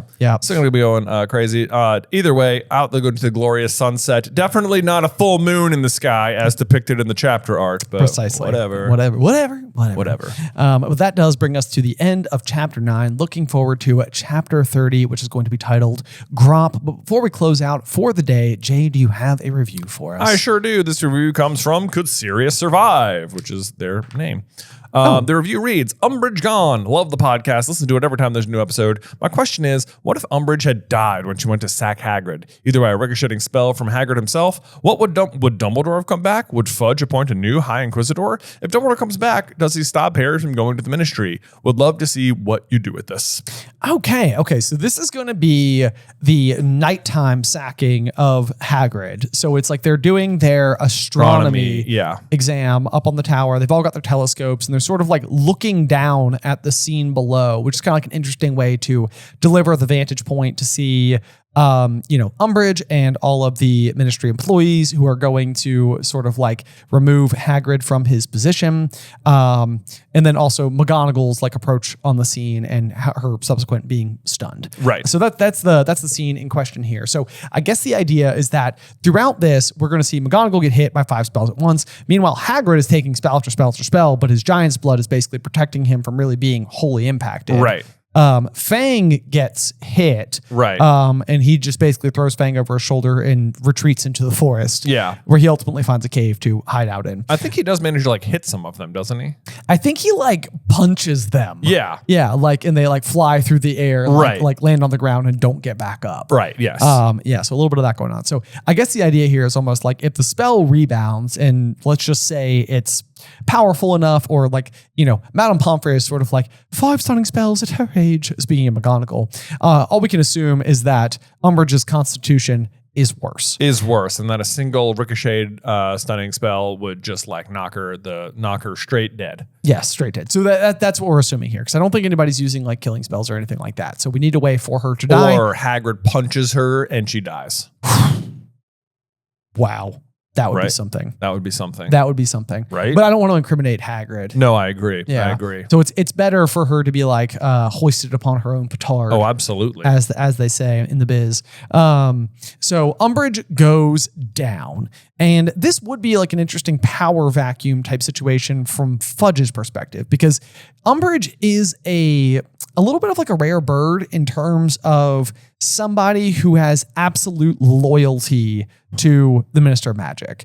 And she is going to be completely and utterly unwavering in that loyalty. And that's probably something where like Fudge may even at times not fully agree with what Umbridge is up to, but it's kind of like, I know I've got like a solid, I got your back. I think even if the spell just bounces off of Hagrid and it hits Umbridge and she dies because of poor constitution, then like there's no way that Hagrid's not going to be incriminated by the Ministry and sent to Azkaban. That almost certainly does seem like it would be the case. Right? Especially because it's like the last Fudge saw of Dumbledore was that he was admitting that he was building an army and trying to overthrow the Minister. And Hagrid is a known ally who Dumbledore defended back in Chamber of Secrets to Fudge. Yes. And when they put Hagrid in there the first time. And, Umbridge hates half-breeds. Fudge has faith in her. And in trying to expel someone like Hagrid, she ends up dead after Dumbledore flees the scene. He's a known ally. He's absolutely getting blamed for this. Yeah. It's not fair, but that's what would happen. And so I think Hagrid goes to Azkaban. That's the first thing that happens. That would be the first thing that happens. But then the question would almost sort of be like, does Minerva as like deputy headmistress become the obvious like line of succession following Umbridge? Or is this a situation where like, dare I say like a Percy Weasley type situation? Oh God, Percy gets appointed. Could be involved or installed. Dawlish is another kind of like punching bag ministry employee who was involved with the attack on Hagrid. And he was there during Dumbledore's escape as well. I suppose there's like an offhand argument for like a Kingsley appointment because Kingsley's also there. He's a very high ranking Auror, seems extremely well respected and is currently working as a bit of a double agent himself. So kind of just like scouring the people who I think Fudge might look to. Right. I feel like Kingsley could be a good one. I think we can, let's just rule out McGonagall because we'll assume she still got hit by the stunner. So she's just not available. She's probably not available and she's going to be one of Dumbledore's most notorious allies. So I can't imagine they're going to be quick. And it feels like they would say some type of loophole clause where it's like, she was Dumbledore's deputy headmistress, but not Umbridge's. So therefore, line of succession. So it'd be like being someone else's vice president. Like, I feel like Dumbledore would instruct Kingsley to volunteer in some role because the minister thinks he's like loyal to him. But obviously, then Dumbledore can just like shadow puppet from afar. Yes, indeed, which would probably work. And I mean, actually, I think that it's very clear that probably would happen because is it not the case that Kingsley is installed in the other ministers' like cabinet as like a member? So like Kingsley is like, he's like, yes, you're right. He like works in their office. Right. So it's like Kingsley is not above doing like a covert type mission. Absolutely. Yeah. So like he seems like a good candidate to be filled in at the spot. I don't think Dumbledore would return yet. It would seem strange to me that basically in lieu of, Fudge's puppet, which is Umbridge, that he would be like, crap, I lost this one. All right, Dumbledore, go ahead and return, I guess. Yeah. Like, it seems like he's going to hold his ground. The problem is that Fudge doesn't know that he's got people who are not following him surrounding him. Right, exactly. So let's see then, though. If Kingsley's in charge, then it is probably way less, obviously, it's like the mail isn't going to be searched anymore. The fireplaces aren't going to be like patrolled. I mean, Harry could even go, because the thing about McGonagall going down and Hagrid running away is that you're literally taking all of Harry's like most available lifelines and removing them in one fell swoop. So that when Harry sees the vision, because like if he sees the vision about Sirius being attacked and McGonagall's there, he goes to McGonagall. If McGonagall's not there, he probably goes to Hagrid. Right. Dumbledore's already not there. He can't go to Umbridge. So Harry is really backing himself into a corner where he has no adults to look to. Right. And he just sort of forgets about Snape. But if Kingsley's there, he can just go to him. And I think he would. I mean, I think there's enough of like a calming presence to Kingsley and Harry would know that Kingsley is not an enemy. Right. Which would be deeply, like reassuring, I think, to Harry's willingness to go and speaking to him, especially because in this situation, you have Sirius and Kingsley who are just both order members. Yeah, and it's likely that is it possible the Death Eaters don't know Kingsley is an order member? I mean, that's the sort of thing you'd think Snape probably would have told them. It could be. It's an interesting one because Kingsley's main objective is looking for Sirius. So it may just be like very easy to like lie by omission and just assume that Kingsley is just fully aligned with the ministry. That's true. That's true. And they would know that Sirius is in opposition. So it's like no real reason to shine a really bright light on Kingsley, I don't think. Okay. So I think that would be okay. So they couldn't like see that coming. No. Yeah. Okay. I don't think so. All right. So then the real question is sort of like, what if Harry's not lured to the Ministry of Magic? Right. That's kind of what we get. Sirius would live. Because now all that would be happening that night is a bunch of Death Eaters broke in and nobody ever comes. Nobody ever comes. Yes. I suppose there's a chance that nobody ever comes, that Voldemort is ever eventually just like, okay, I'm just going to come down there and get it myself or something. Probably not, because that's not what he wanted to do. He shows up anyway, but it's a really irritating piece of plot that he shows up for that battle. And it's especially irritating because it yields the coolest duel in the entire series between Dumbledore and Voldemort at the Ministry of Magic with the Statue of Magical Brethren and everything. But like, it's the great big issue it poses. And we just went into like a whole like really funny theory about like Thestrals and where all the Ministry employees are and Death Eaters and stuff like that. I won't go into all the details because I feel like we just went over it in a recent Super Carlin Brothers video. But the fact is that 12 Death Eaters, the way that the events normally unfold, make it into the Ministry of Magic undetected. Harry and 5 of his allies make it into the Ministry of Magic undetected. There is no one there. Right. It's like at this point in time, when the plan doesn't work, there's a part of me that thinks Voldemort just goes and collects the prophecy. And really at the root of everything else, not all of that has to happen. Sirius doesn't have to die.